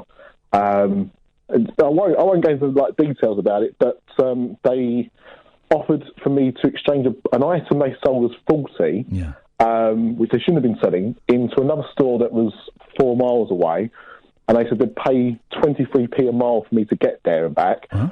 I explained that I don't drive, and they said, oh, well, if you're going to get a bus, we'll give you the same rate. I said, I don't think the bus driver will take 23p per mile. That's not how buses work, is it? No, it's not. Anyway, it's got sorted, so that's fine. But I had to go right to the top. The reason I was phoning is because in this country, and I've just done it myself, we are very open to complaining when things don't go right, or when you get bad service, or you get a bad serve or whatever. And we're not very good at wishing well to those that have done a good job and kind of not rewarding them. It's not what we do. But what I'm kind of getting at is, I think if you get time, if you want to, it'd be really nice to kind of contact Costa. Best way to do these kind of things now is social media as well. But to just kind of let them know, because otherwise they'll definitely hear if somebody was not happy. Oh, yes, the thing, isn't there? Yes, we always bang on and complain about stuff. Do you know what? I might do it. I might not do it on Twitter because I want it to be private. But I do remember when I left my wallet in Costa, and I just, oh God, I've lost it. And I went back and they were shut, but there was some people in there, and I banged on the window and I said, I lost my wallet. And they said, here it is. And I was going to give them 20 quid, and they said, oh, no, don't give us any money for it. And then there was quite a bit of money in there, which is unusual for me. And I did. And I went on Twitter and said, I've got to say, the staff at your store just around the corner from us, wherever I can't remember where it was exactly, played an absolute blinder. So, well, yeah, I might do, Bruce, but I might not, because it was quite, I'll tell you why I might not. Because it was quite a private moment, right? It was a very private moment. And I'll tell you later on, maybe in the week, maybe next week, what was going on in the phone call. Because it was, for me, it was quite an amazing phone call that I had made. The fact that I thanked him personally, and looked him in the eye when I thanked him, I think I make up that'll mean more to him than if, the manager comes in and goes, hey, I heard you were great with someone the other day. Because it was such a personal, private moment. No, I understand what you're saying, and I completely understand your point of view on that as well. And I think he'd probably feel the same way. The thing is, certainly when I used to think that I would do something in that kind of vein, I never did it because I wanted someone to tell my boss had done a good job. Yeah. Oh, no, of course. Because, that was the right thing to do, or that's what I felt was the right thing to do. That is just kind of like a cherry on top That's all that is. But anyway, on that as well, you were just talking about stupid online petitions and stuff like that. Yeah. Don't want to mention his name because it's a banned word on the show pretty much, but have you heard about what they're doing in Paris at the weekend? Oh, go on. Well, so pointless online petitions, that's one thing. Yeah. But pointless protests in the street, they're doing a protest on Saturday in Paris about the new president-elect.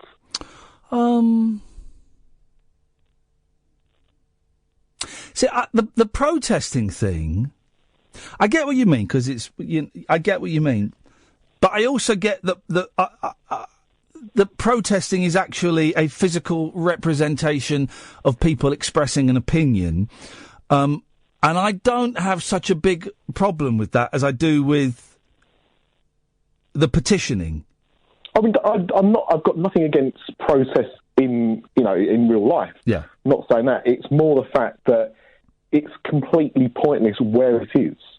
If this was a protest in Washington, if this was a protest in Chicago, New York, Seattle, whatever. Yeah. But it's a bit like us going to protest about something happening in Hungary. Well, no, except. It will have an impact on France. It will have an impact on the entire world. So, whilst the French certainly and rightfully cannot cannot have a say in who is the president, they can certainly express their discomfort if they feel that France will suffer and also that the world will suffer. Now, I'm not saying that France or the world will suffer because of Donald Trump, but I would imagine that that's what those people think. And and I know a lot of people think that the world is a more dangerous place as a result of that gentleman being in power. Yeah, I mean, obviously, I think we all agree that we hope that that's not the case, and it's still very early days, but... They're also worried, and Catherine is right to remind me, they're also worried that it signifies a global change that was perhaps started by Brexit, where character over facts wins. So it's characters, it's extreme characters, the cult of personality as opposed to the politics of actual facts. And they are worried in France, a lot of people are worried about Marine Le Pen and the rise of the far right. And they are worried that the Trump victory indicates that perhaps, that if that idiot can win, then perhaps Marine Le Pen can win. I think the thing is, though, with Brexit, with the American election, and with what's going on in France, and that is very true, what you've just said there. But I think what this is certainly, I think, proved is not even so much about the cult of personality, but more the kind of gap between the classes of people. A few years ago, it was all about 1%. But I think it's not just about the 1%. There's all those things in between. And I think there's a lot of people that are poor and distressed and upset and feel like they can't do anything and can't change things. And that's where this kind of hatred is coming from against, everyone else, in a way. What, from poor people? Not just from poor people, but what I'm saying is there seems to be a massive disconnect, full stop. So you've got the people right at the top that that appear to have the money and are running the corporations and everything like that. And for them, everything carries on, no matter if there's a credit crunch or a housing crisis or whatever. Yeah. And then you've got everyone below that. You've got the people that are on all the benefits under the sun because they can't work, they're disabled, whatever their reasons are. Something like 82% of housing benefits go to people who are working. And why? Well, because they're not being paid enough. Oh, no. But I don't understand. So why have they voted? Why have they voted a billionaire Donald Trump? I mean, and I don't buy the Farage line about we've kicked out the elite. This was the voice of the common man. Well, the elite, the people that were leading the battle in this country against the elite were Nigel Farage, Boris Johnson, and Michael Gove. So they are the elite. Yes. Yeah. The thing is. And Donald Trump's the same. Donald Trump is exactly the epitome of that. Yeah. So people voting for him can't be saying it's against the elite. I think, but what I think it is, it's the message that they are like, yeah, I'm like you. I'm not with them. They are with them. Of course they're with them. Well, they are them. Yeah, yeah, yeah. Bracket. Meet the new boss, Bruce. The same as the old boss. Yes. That's it. The Who were right. Townsend was right. Meet the new boss. The same as the old boss.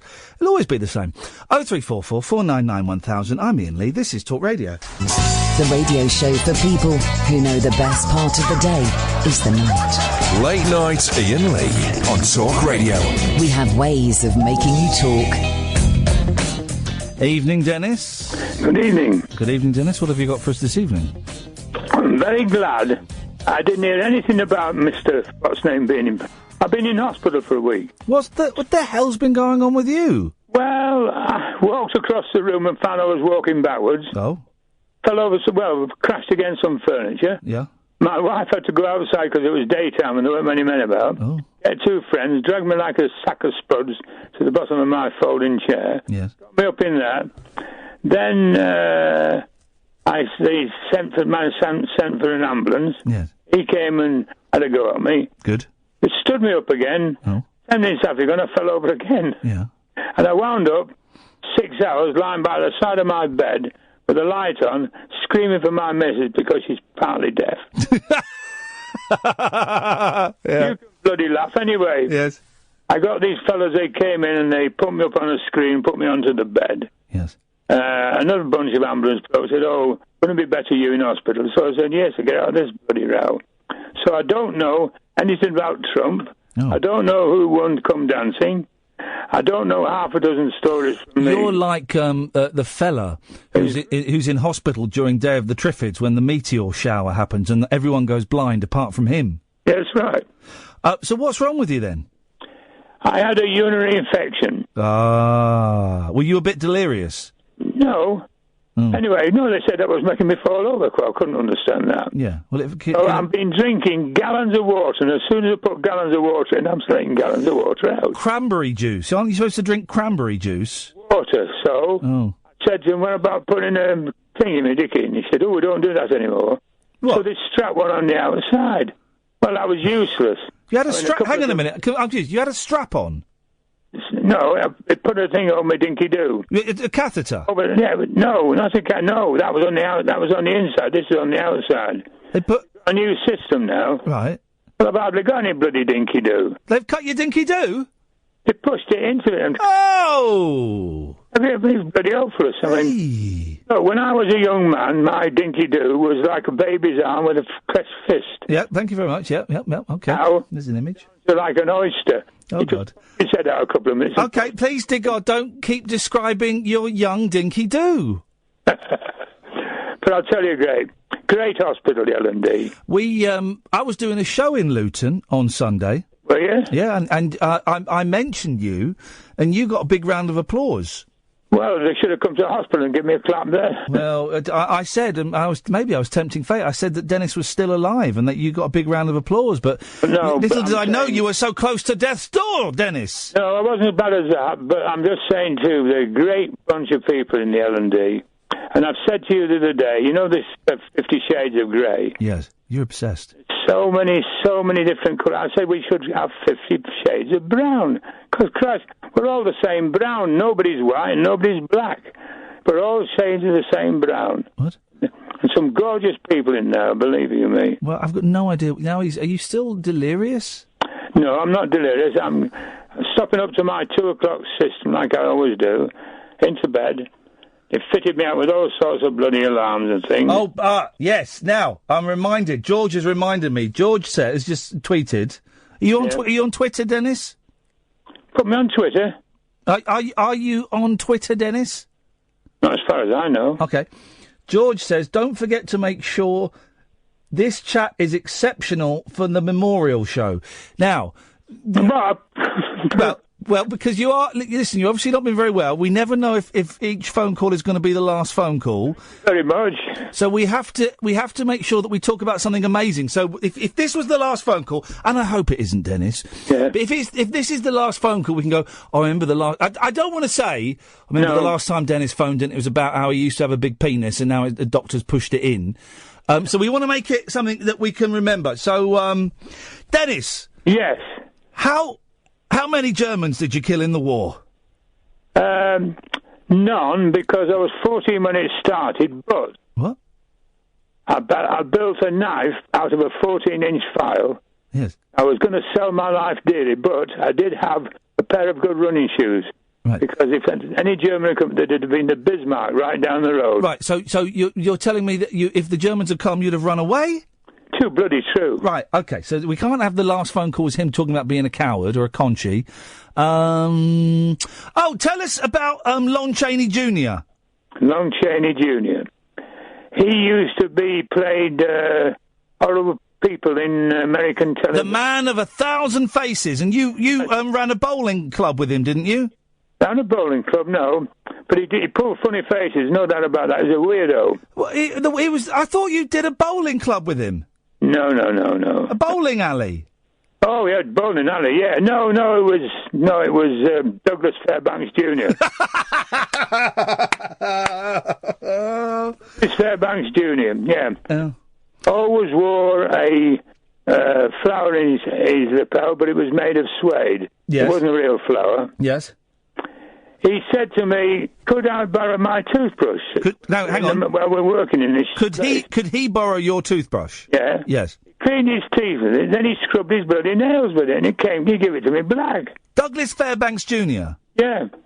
So I dumped it in the dustbin. That was it. You should have kept that. You should have thought, in about 50 years' time, they might invent an electronic way of selling. Yeah, but he may have been a film star, but he was a businessman first. Yeah. He ran 10-pin bowling alleys. Well, Dennis, I worked for a firm called Fairlane. Dennis, if this is the last phone call, no, it won't be for a long time. Oh. I'll be still there, listening to you. Is there any chance, just to get my ratings up a bit? Yes. Would you be prepared to fake your own death? I should think so, yes. Okay. Away you go. What am I doing now? Yes, please.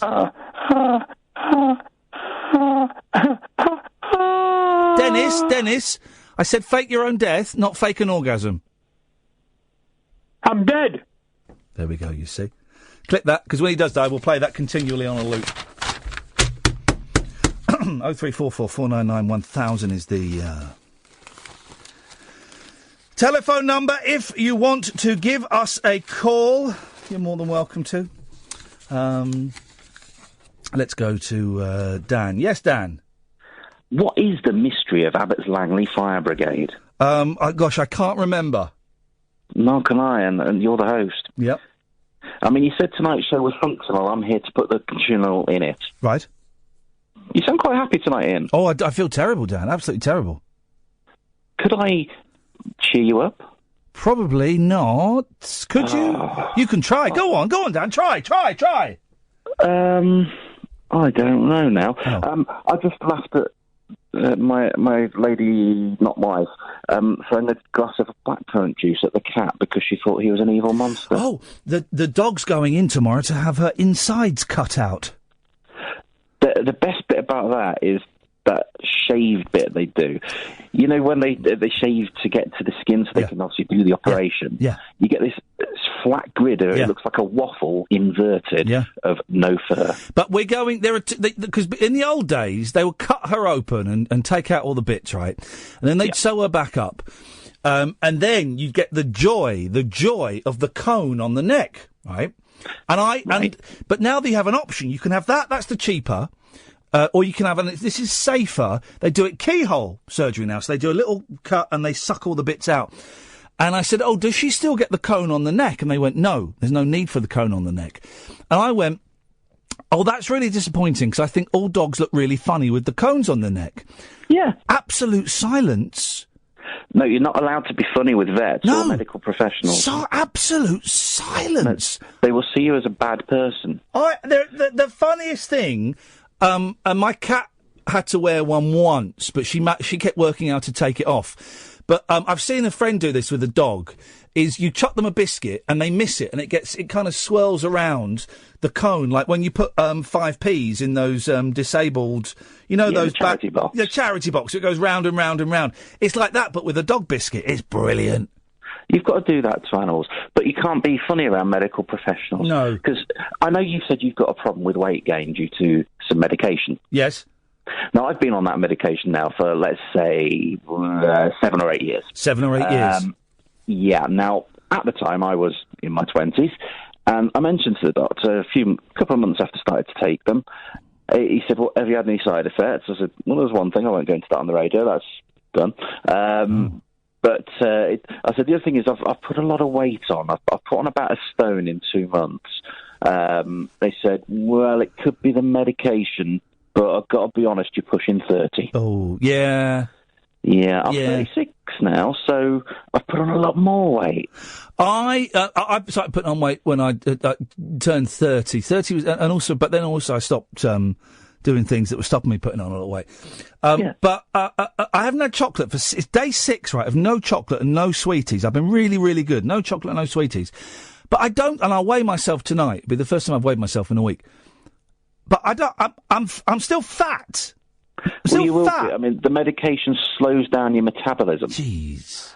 So you've got to make a choice between fat and relatively happy, or relatively thin and relatively suicidal. Well, I'm still a bit suicidal, so maybe I might as well be thin. Well, you've got to make the choice between the levels of suicidal. It won't be. It means I won't need to get such a thick rope, though. No, I'm joking. I'm joking, guys. You'd have to reinforce the ceiling. Thank you very much indeed. And yes, I'm well aware of the other problem as well. And they don't mention that, do they? Well, thanks, Dan. You've really cheered me up. That's the idea. Thanks for calling. Thanks for having me. It's my job. Is it? Well, yeah. Well, yes. Are you stalling until the news now? Have you realised that there's a few seconds? Cut him off. Don't see through my my tricks and illustrate them. 0344 499 1000. Another hour of the show to go. Tomorrow night, hopefully at 12:30. If my emails are down, which means I can't contact this gentleman. But hopefully tomorrow night at 12:30, we're going to have Bay Logan on. Now, who's Bay Logan? It's a little bit geeky. It's a little bit niche. He's based in Hong Kong.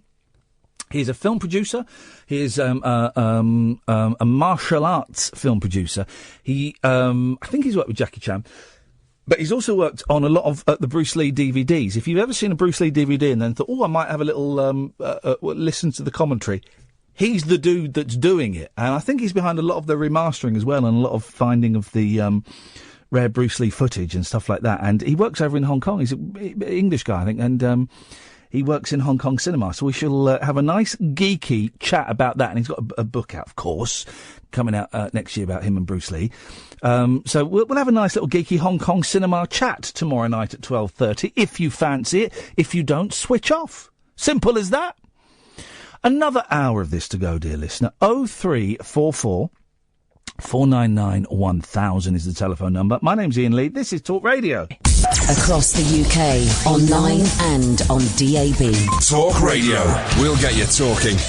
Talk Radio. Another hour to go, dear listener. You can call in about absolutely anything you want. We've covered a lot. I will remind you what we've covered in a bit. 0344 499 1000. We call you back. I'm Iain Lee. This is Talk Radio. Late night, Iain Lee on Talk Radio. We have ways of making you talk.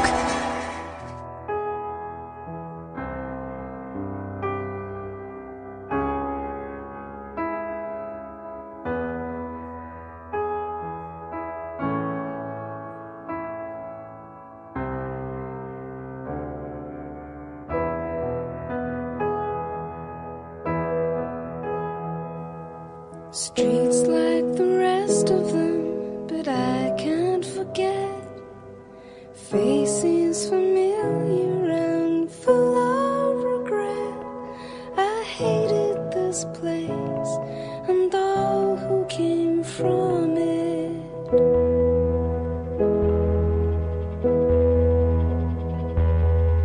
Far from the scenery, far from far from the greenery,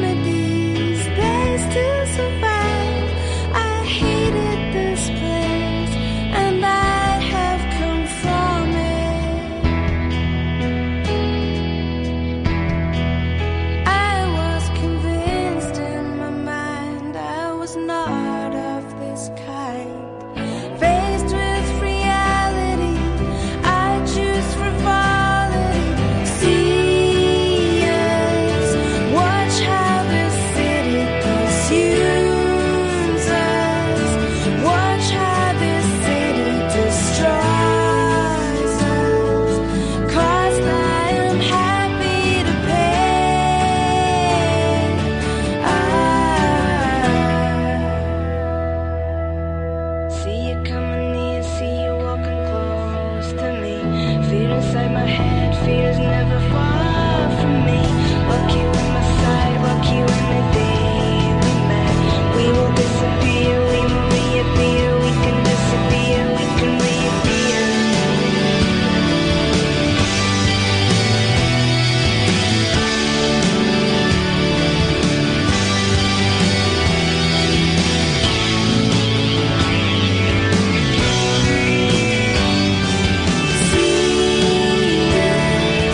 Watch how this city consumes us. Watch how this city destroys us. Prices I'm happy to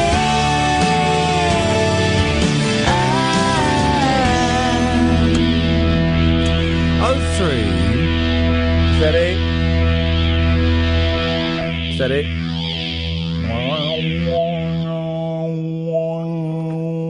That's me making that noise at the end. That was confusing. 0344 499 1000. So, I was in Costa today, and we're compiling a list of an idiot list, and the last one we put on there was asking people on Twitter what films to watch, because you all recommended either rubbish or films that I'd already seen. So don't... I went my own way, and I watched this really good film. Wasn't brilliant, but it was really good. It was spooky. It was called... I can't remember what it's called. As It Is Above, It Is Below. Does that sound about right? And it's about these kids. I say kids, they're like 24, 25. They go potholing under Paris. Yeah. And it's the first 5 minutes are brilliant, then the next 10 minutes are boring, and I was thinking, oh, boring! This is going to be rubbish! Then it got really good. And it was quite spooky. And As Above, So Below. And it's on Netflix, and it reminded me, I've been potholing, right, with a mate of mine, a bloke called Paul.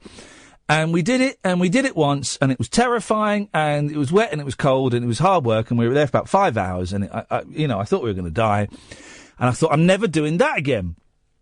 And then I'm watching this film, and then I picked up my phone, and then I texted Paul, and I said, Paul, do you want to go potholing again? And Paul replied. Let me read you his replies. Hang on a second. He says, mentally and emotionally, I've never stopped. And I've said, I'm watching an effing terrifying film about some kids that go potholing. Spoiler alert, and enter hell. He then sent a picture of us and said, I've seen it, this is it.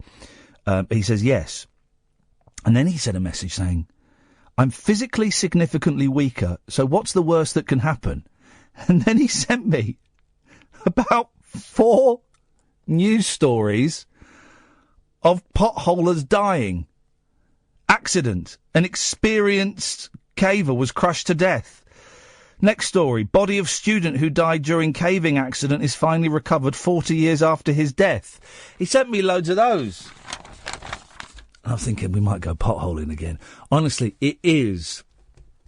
It's so unlike me to do it, right? It is terrifying. And you go down with a guide, right? So we hired a guide for the day. I don't even know where we were. Were we in Yorkshire? I think we were in Yorkshire or Derbyshire, maybe Derbyshire. And we met this guy, and we had to just, park off the road, and then we walked for about a mile through this field, and then there was a street, tiny, tiny little brook. And he said, right, we're going in here. I said, where? He said, right, if you look just behind where the water's coming out. I said, yeah. He said, we're going through that tiny hole. He went, yeah. And you crawl through a tiny hole and you get wet. And then inside it's quite big. You think, this. And you've got the yellow plastic, the waterproofs on, and you've got thick clothing on underneath, and you've got your headlamp and your helmet. And you go in and it's, it's quite a big cave. You've gone through this tiny, it's quite a big cave. And you walk around for about 10 minutes. And you think, this is quite... you got to climb up here? Yeah, it's not a problem at all. Crawl under here? Beautiful, yeah. And then suddenly, you get to this really, really narrow... It's like a narrow crack. Literally, it's a crack. And he says, right, we're going to go through there. And I'm like, well, is there Is there not any other... No, this is it. This is the entrance. Now, without being rude, I was a bit slimmer at the time. And Paul won't mind me saying this. He's a little bit rounder than I am. I think we're closer to each other now, because he's lost a bit of weight and I've put a bit of weight on. But, and this is true, if there was a tight hole, I sent him through first. He was my cat's whiskers. I thought, if he can get through it, I can get through it. Absolutely true, right? So suddenly we crawled through this bit, and then from then on, it got narrower and narrower. And the first bit, I think I only had 3... I only came close to panic attacks 3 times. And the first one, we were walking, it was this, you could walk, but there was water on the floor, so it was about 2 inches of water, and it was this really curvy tunnel, and the wall, so you had your back to a flat wall, and then the wall that your stomach was on, it kind of came out, so you had to kind of breathe in and walk round. And we're walking around, and the guide that we were with, he was brilliant, right? And it was his job to, if people got trapped or got stuck, or, when you go potholing, you're supposed to go to, like, the local kit store or whatever and say, we are going to this hole and we aim to be out by 5 o'clock. Okay. And then if you're not out by 6 o'clock, then he's the guy that will go in and will try and find you and will try and rescue you, right? And so we're walking through this bit, and he started telling me a story about how someone got trapped down this hole we were in and had broken their leg, right? And they had to be stretchered out, right? And then I just started panicking, a proper panic. And I was at the back, and I could just feel this panic. It was weird. I could feel it rising up in my body, and it got to my chest. I thought, I'm about to have a panic attack. And I just said, could you shut up for just a minute? I just need to focus on something. And I had to control my breathing. And I just kept thinking to myself, I can turn back any time I want. I can turn back any time. Literally 2 minutes later, I went, okay, I'm ready. Let's carry on. And it was brilliant. And it was brilliant. I'd never abseiled before. We were abseiling in the caves. We get to a massive drop, about 30 foot. And he'd tie in some ropes and stuff, and there's hooks that are already there. And you'd abseil down in the dark, in the pissing wet. It was outrageous. And then there was another bit. There was a bit where Paul... So I don't know why I'm going off on this trip, but I might as well. Darren, I'll come to you in a bit. 0344 499 1000. The first bit where we really had to crawl, right? And it was this really windy pathway that we had to crawl. And the water was about 6 inches deep. And you had to crawl, and there were bits when it got really, really narrow. And you have bags with all the kit in, and basically in these bits you just get the bag and you throw it as far as you can, and then you crawl, and you get to the bag and you throw it as far as you can, and you crawl. And of course that's exhausting on the arms, because you're throwing a really heavy bag that's got all your abseiling gear in, and you're throwing it, and then you're crawling in water, and then you're throwing and crawling in water, and so your arms are getting heavy. And this was it. This is the first bit where the guy said, right, I'm going to dash ahead. I'll see you at the end of this tunnel, right? You know what you're doing now. I'll see you at the end of this tunnel. You can only go straight. You can't get lost. I'll see you at the end. And so he went, and so then I'm going first. And it's obviously dark apart from these lights. And I'm crawling, throwing. And I'm getting exhausted. And I just thought, I've got to do this. I could see a little light around the corner. I thought, I've just got to keep going, because if I stop, I'm going to panic. Crawling, throwing. And then I could see that Paul's light wasn't behind me. I was thinking, oh, God, no. I was going, Paul, man, are you all right? And you hear his voice going, no, I'm stuck. Can't move. I'm stuck. And I'm stuck. I was going, Paul, just breathe, man. I've been there. Just breathe with it, man. Trust me, I've been there. He's going, I can't. And he was panicking. And you know, Kath knows Paul. He's a very down-to-earth. He was a political reporter. Very down-to-earth, focused man. And he was starting to panic. And I'm crawling along the floor, and then suddenly our guide He climbs over me. He suddenly appears and he's climbing over me and he trod on me and he's walking all over me to get back so that he can kind of talk. Basically, Paul had got himself wedged. He needed to go back, go down a little bit lower and come through. Jesus. And the very last, we went to this big cave and we turned off the lights. We're in perfect darkness and that was nice. And then we went through another bit and there was a big, like, lagoon. Big lagoon.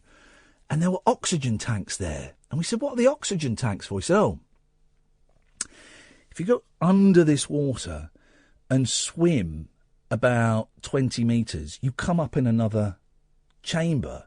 And people leave oxygen tanks here so that if you want to go, you can... He said, do you want... I said, no.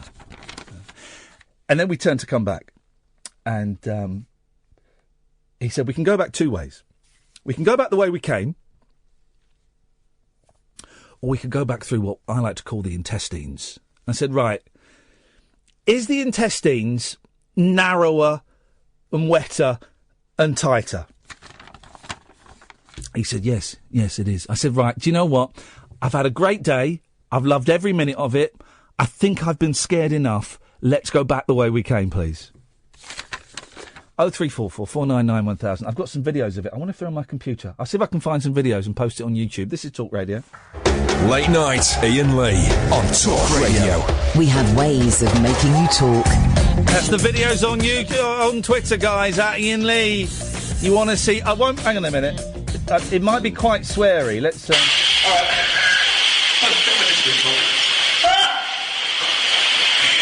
Remember, only hurts if you survive. Let it go.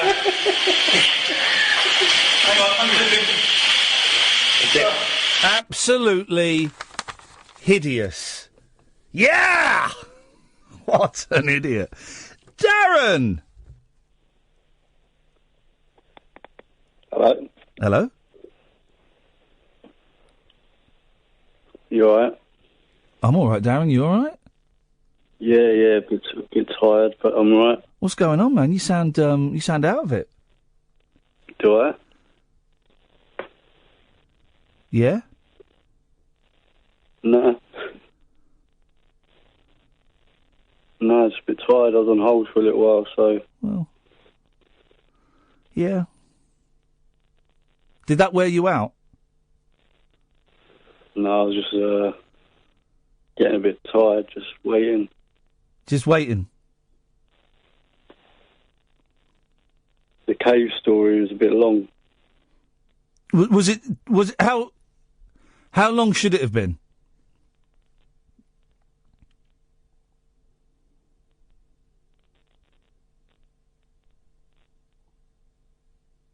How long? Should it have been? Bit shorter.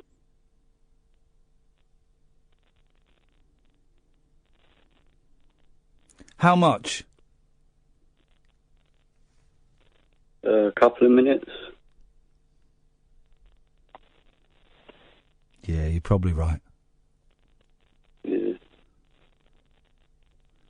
Imagine if you told it, though. I wouldn't really tell a cave story. Well, it will go on till next Wednesday. Maybe.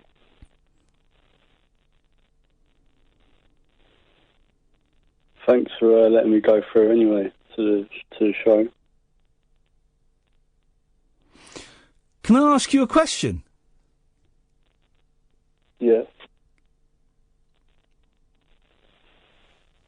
Yeah, go on. Why wouldn't you tell a cave story? It's not much experience. It's not because you're a cavist or anything? No. Nope.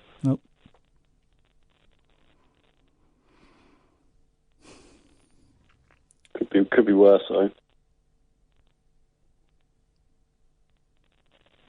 Could it? The story, I mean. Yeah.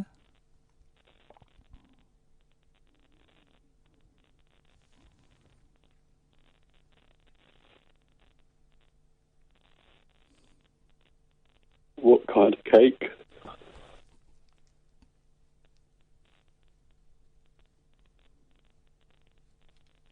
Lemon drizzle?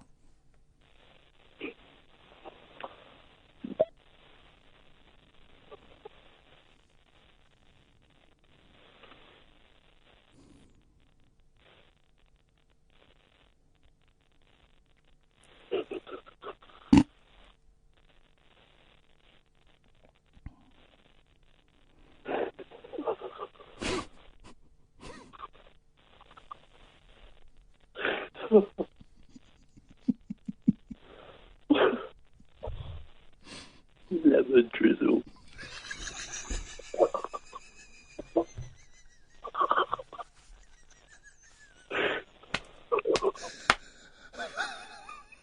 Oh God! Oh God! He's gone.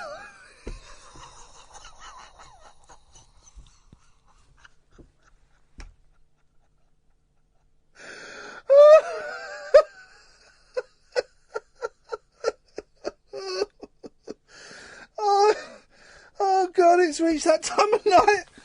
Oh, thank you, Darren. Oh, dear. 0344 499 1000 is the telephone number.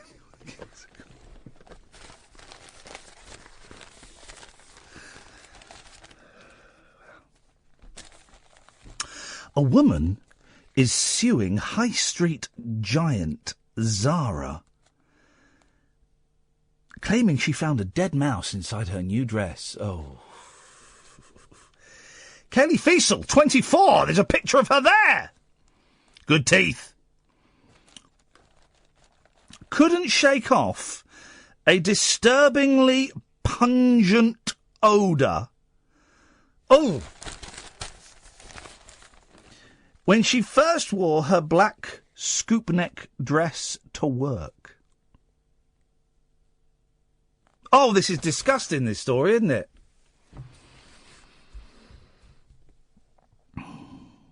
It was only later in the day. What does scoop neck mean? What does that mean? Oh, I don't know what that means.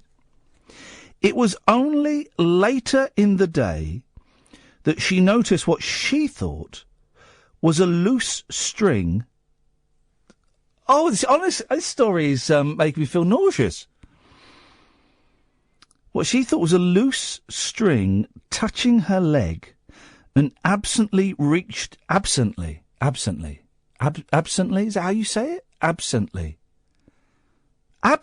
isn't a word, is it? Absently. Absent-mindedly. Absent? Kath, is absently a word? It's not, is it? Absent-mindedly. Is this the one from the other day? Barry? Well, I've got straight through to you, have I? Is absently a word? Sorry? Can you speak in English, please? Yes, I can. Barry, good news. Yes. Is absently a word? A word? It's absolutely. No. I've obviously misheard you. No. I am definitely speaking English. Right. I just wanted to say... Absently... I just wanted to say... A word. I just wanted to say... Is absently a word? I have no idea. OK. So you don't speak English? Here we go again. Well, what do you mean, here we go again? Because you were just being your self-opinionated self the other night. Well, hang on a minute. All I wanted to do... Barry. No.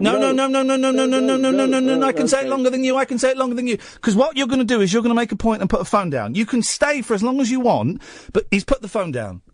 Just give him a call back, because I want to hear what he's got to say. But what I don't want him to do, which is I know what he'll want to do, is make his point and then put the phone down. I want to have a conversation. But I don't want... I hate it, the hit and run, where people phone up, make their point and put the phone down. No. Conversation. It was only later in the day that she noticed what she thought was a loose string touching her leg and absently reached down to pull it off. Running her hand over the seam, he probably won't answer that, Miss Faisal discovered it wasn't a piece of string at all. It was a mouse's leg. And sewn into the hem, oh, this is awful. Ooh. And sewn into the hem was the rodent itself. Miss Faisal, a talent agent, told the New York Post, I saw the little leg that was coming out of the seam that I had touched, which was really horrifying. I then felt the hem of the dress, and it felt like there was some sort of sensor. I turned up the seam of the dress and saw it was not a sensor, and that it was a mouse. I froze. I was paralyzed with fear. The £32 frock, which was made in Turkey, was one of two bought by Miss Faisal from Zara. Oh, they're disgusting. 0344 499 1000 is the telephone number if you want to give us a call. Doesn't want to come back on? What's Barry's... Get on the microphone, Kath. What's Barry's beef? Barry wanted to phone the radio station, but not you. Right. And I said, well, you know, this is the phone-in number. And then he told me that he wanted to make his point, but he'd been prevented from doing so. I said, well, if I remember rightly, you put the phone down, Barry. Yeah. The point prevention happened the moment he disengaged from the phone call. So I offered him, I said, would you like to finish Yeah. the conversation? And he said no. I said, well, then... Up yours, Dolores. Well, no, I didn't say up yours, Dolores. No. Why would he want to phone the radio station? To talk to Denny? To talk to Paul Ross? Because, you know, radio station management do tend to be around at about half midnight, don't they? And people go, oh, you didn't let him speak, you should let him speak. No, I because... offered him the chance to come No, on. I knew what he would have done, dear listener, is he would have done the hit and run. He would have made his point and put the phone down, and his point would have been hypercritical and unfair of me, and then he would have put the phone down. And I would rather he didn't make the point rather than make the point and then not engage in a conversation. Here's the point, Ian. Doesn't even know what your name is. I don't think he's listening. Oh. I think he's used to being able to ring up, I don't know, maybe local BBC stations and do a monologue. He's, you know the euphemism, a friend of Dorothy? I think he's a friend of Spendlove. I think. Listen, guys, if people want to phone up, if you want to phone up this and say the show is rubbish, it's not been top-notch today. I kind of warned you at the start of the show that I wasn't really feeling it, faking it to make it. It's been all right. It's been better than I thought it was. It's not been quite the car crash I was expecting, but it's not been top-notch. I'll give you that. If you'd bought tickets, I'd give you half your money back. But I'm always happy. One of the few shows where if people want to phone up and have a go at the show, then you're more than welcome to. Really happy to discuss it. Who knows? You might change my opinion on some stuff. It has happened in the past. I'm not one of those presenters. I'm not a gaunt who I pitch my my flag in the sand and that flag don't move nowhere. If I am wrong and someone shows me I'm wrong, I'll accept it, definitely. So if you want to phone up and criticise the show, it's not the greatest of radio, but I'm happy to do that. I'm happy to engage you. But you have to be prepared to have a conversation. And that gentleman would not have had a conversation, which is a shame. It's a shame. Anyway, 0344 499 1000. This is Talk Radio. Late night Iain Lee. On air and off the leash. On Talk Radio. We have ways of making you talk. Last 30 minutes of the show. 0344 499 1000 is the telephone number if you want to give us a call. The papers are full of this story. The top 10 ways of showing signs of love. Many of us spend weeks trying to think of a present for a loved one to show how much we care.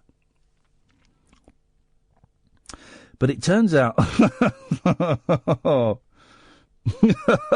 No.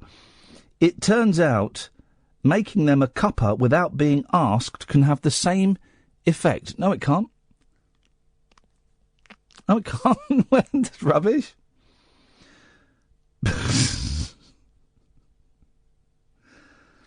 Preparing a surprise meal and running someone a bath. People don't say they're going to draw a bath anymore, do they? I miss that. That's a lovely phrase. I'm just going to go and draw myself a bath. They don't do that anymore. And they don't say draw the curtains either. They're going to close the curtains. Can you close the curtains? People don't have curtains. It's blinds. You never drawn a bath? Oh, I like to draw a bath.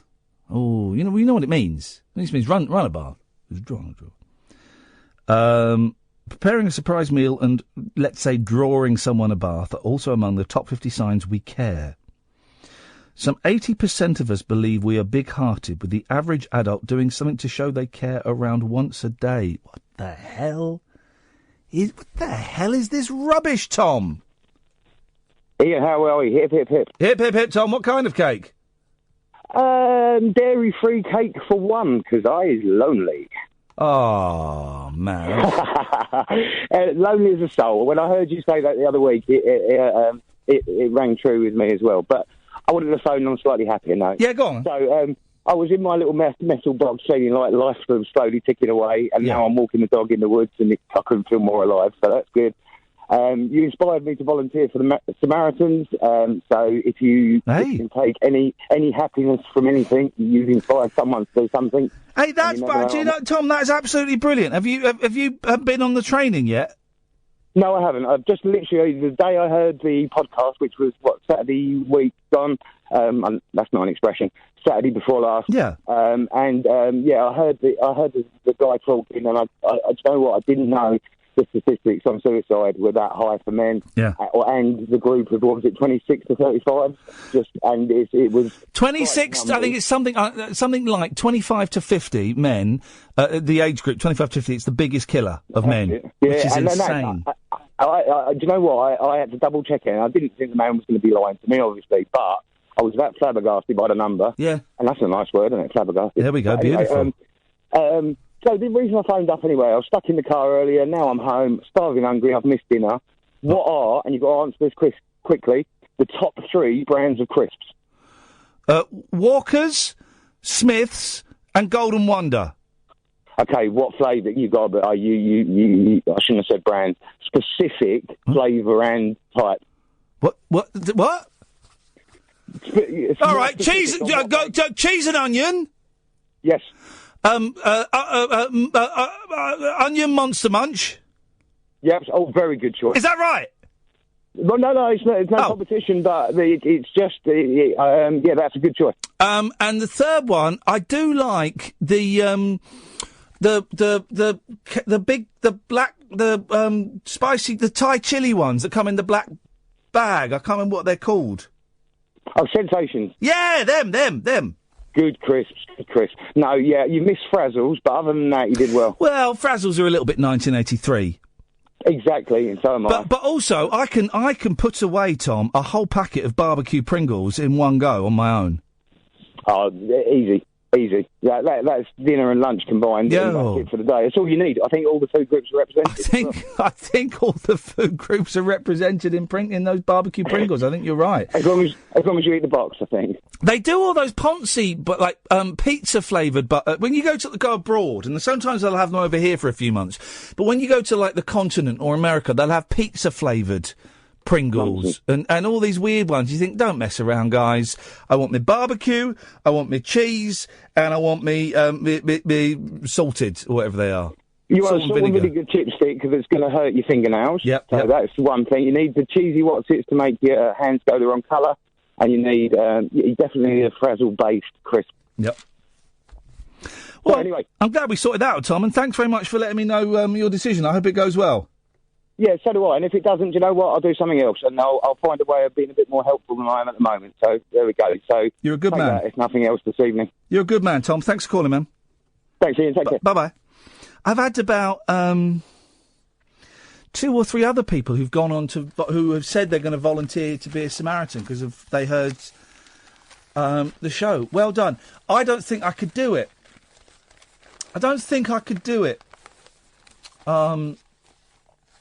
Practically wouldn't be impossible, because I'm free in the day. But I just don't think I could do that thing, because it's listening. It's being a Samaritan. 116123, by the way, is about listening, and I'd keep wanting to chip in. Have you tried this?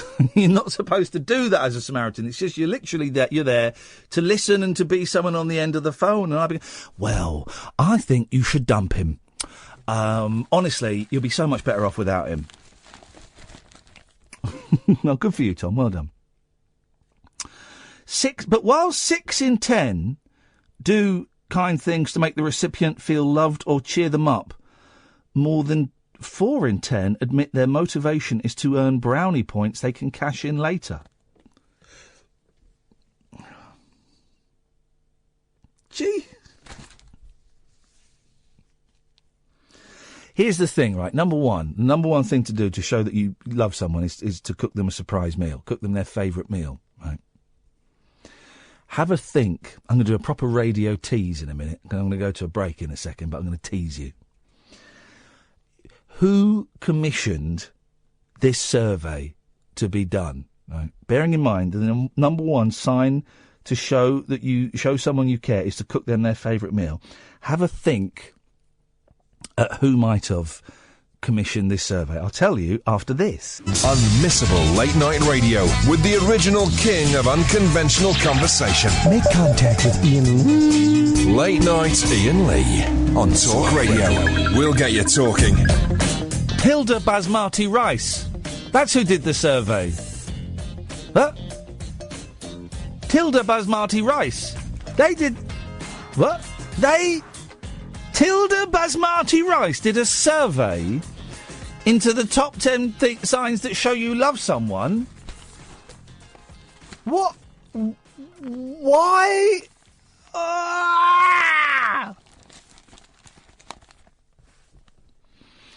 The list also includes sharing food, giving away the giving away the biggest or last slice of cake, doing the chores without being asked, or dishing out a hug. The best type of meal to cook was found to be the recipient's favourite dish, a healthy meal, a dish from their childhood, or Tilda Basmati rice.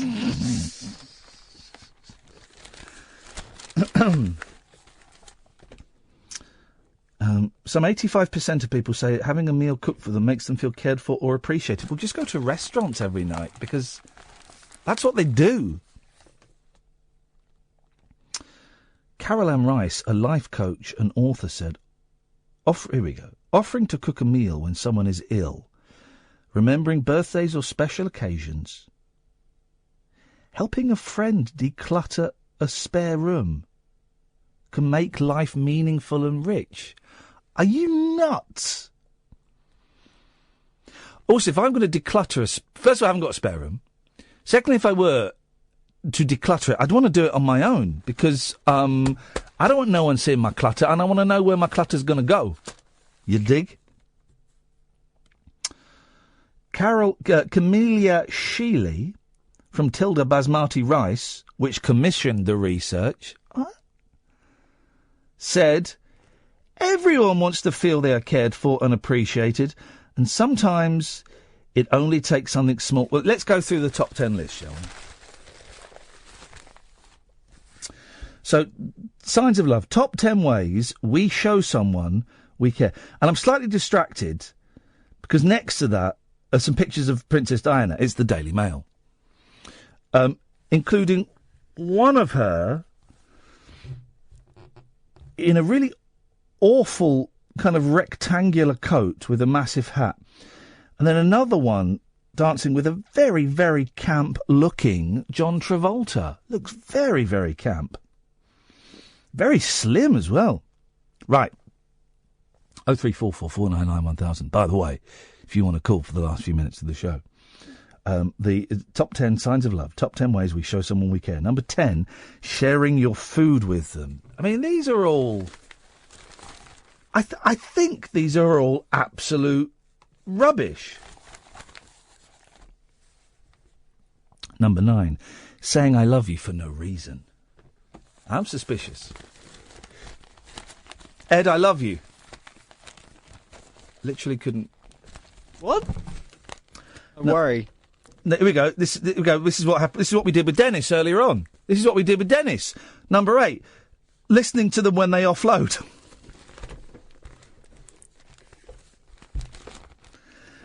Number 7, saying thank you for something. But that doesn't show someone we care. That's just like manners. That's just good manners, isn't it? So if someone holds a door open for me, a stranger holds a door open for me, thank you, it shows I care? What the hell is this? Number 6, texting someone to see how they are. Oh. Ah!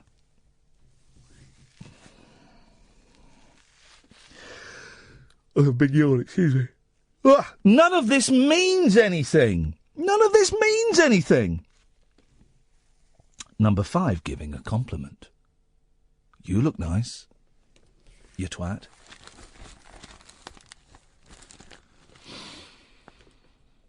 Oh, we'll see if we can get Angelos and Barry on the show maybe tomorrow or Friday, because they're in the middle of their... I don't know why that word made me think of them. Because they're in the middle of their tour. Let's find out how their tour... And I use that term very, very loosely is going. We'll see if we can get them on tomorrow or Friday. If you've got any complaints about their show, then do keep listening, and you can call in, and I will certainly allow you to hector them. Number 4, a spontaneous hug. Come on, give me a hug. Come on, give me a hug. Some people aren't very huggy. I've got a friend, a guy I used to work with, a guy called Dom.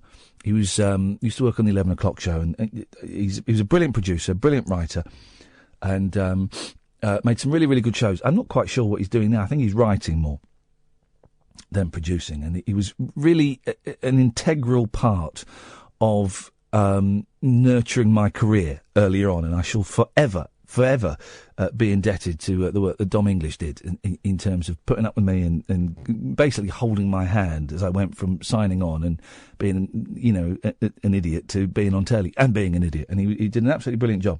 Him and Harry Thompson. Harry Thompson, sadly, is dead now. He was a genius. Anyway, I don't see Dom very often, right? I bump into it. I've learned the lesson now, so it won't be happening again. But I went through a period where I wouldn't see him for like 2 or 3 years. And when I'd see him, it was genuinely pleasing to see him. And I'd go in for the hug. And as the hug was starting to happen, I would start to think, he's not a hugger, is he? I forgot. Because it's just, his arms would stay by his side and I'd be hugging him. It's good to see you, man. And his arms would just be there. And it would be like hugging a wet fish. And I've done that 3 times. Just because I'm kind of a hugger. And I'd see him, and I'd, pleased to see him. And killed any conversation. Number 3, asking if they're okay. So that is better than texting them to see how they are. This is just fodder. Do you know what this is? This is just fodder to fill up a column of a newspaper and for lazy radio hosts to fill up the last 6 minutes of their radio show by talking about this rubbish. That's all this is good for. That's all this is good for. And then there'll be some radio hosts who'll then use a bit of that time to slag off the fact that this is rubbish. Too meta for you? Number 2, making a cup of tea without being asked. Number 1, cooking in their favourite meal bracket, Tilda basmati rice. Flippin' heck. What a load of old gubbins.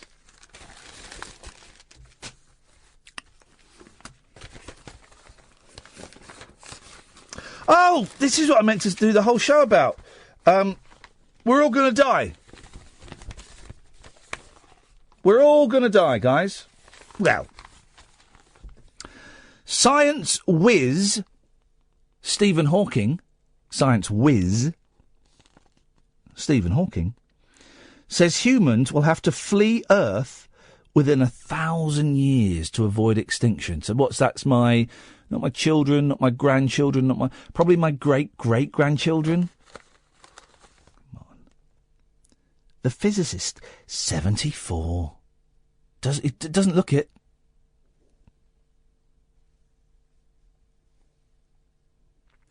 Said plans should be drawn up now, as the planet will not be able to sustain people in the long term.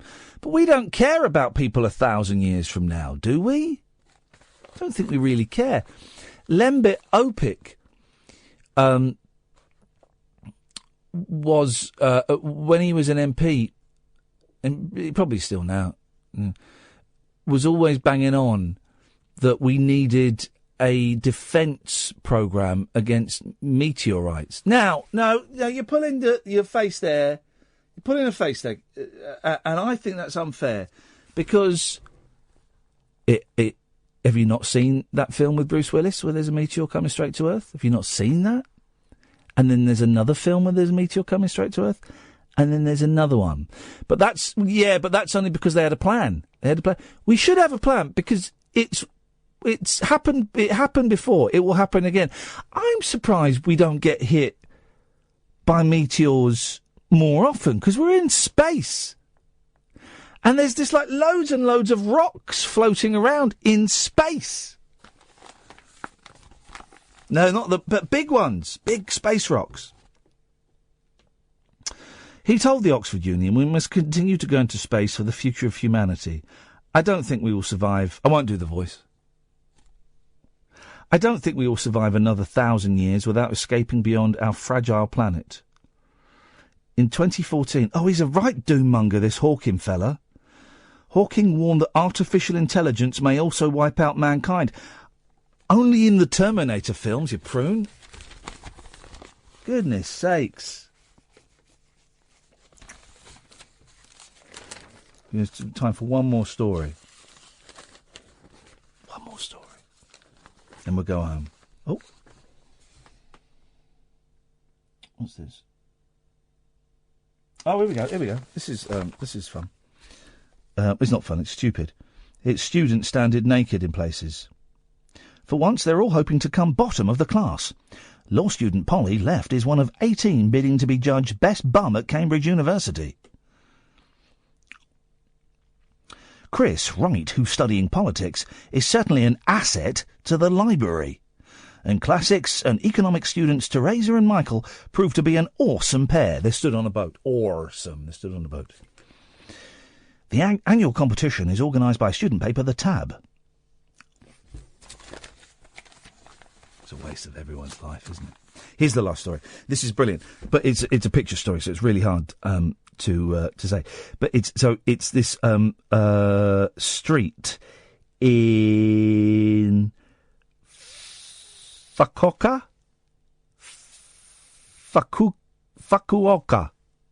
in Japan. Am I saying that properly?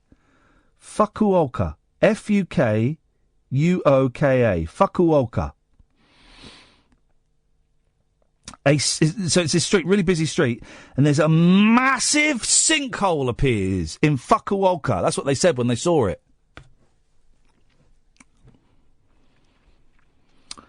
30 metres wide and 15 metres deep. Thought to have been triggered by subway construction in Fukuoka, Japan. Now, when we were doing local radio, you would get a sinkhole story once every few months, right? And I swear to God, there was one that happened when I started there, and 4 years later it still hadn't been filled in and it still wasn't safe. The Japanese, less than a week. Less than a week, baby! Workers toiled round the clock to fill it and fix power lines. One Twitter user said, what? One Twitter user said, that was fast. And that's in Fukuoka in Japan. That's it. We got away with it. Just about. Not one of the best. It'll do. Ta-ta. Talk Radio, the 21st century dream team of dialogue, debate and discourse. Talk Radio. Give it some lift.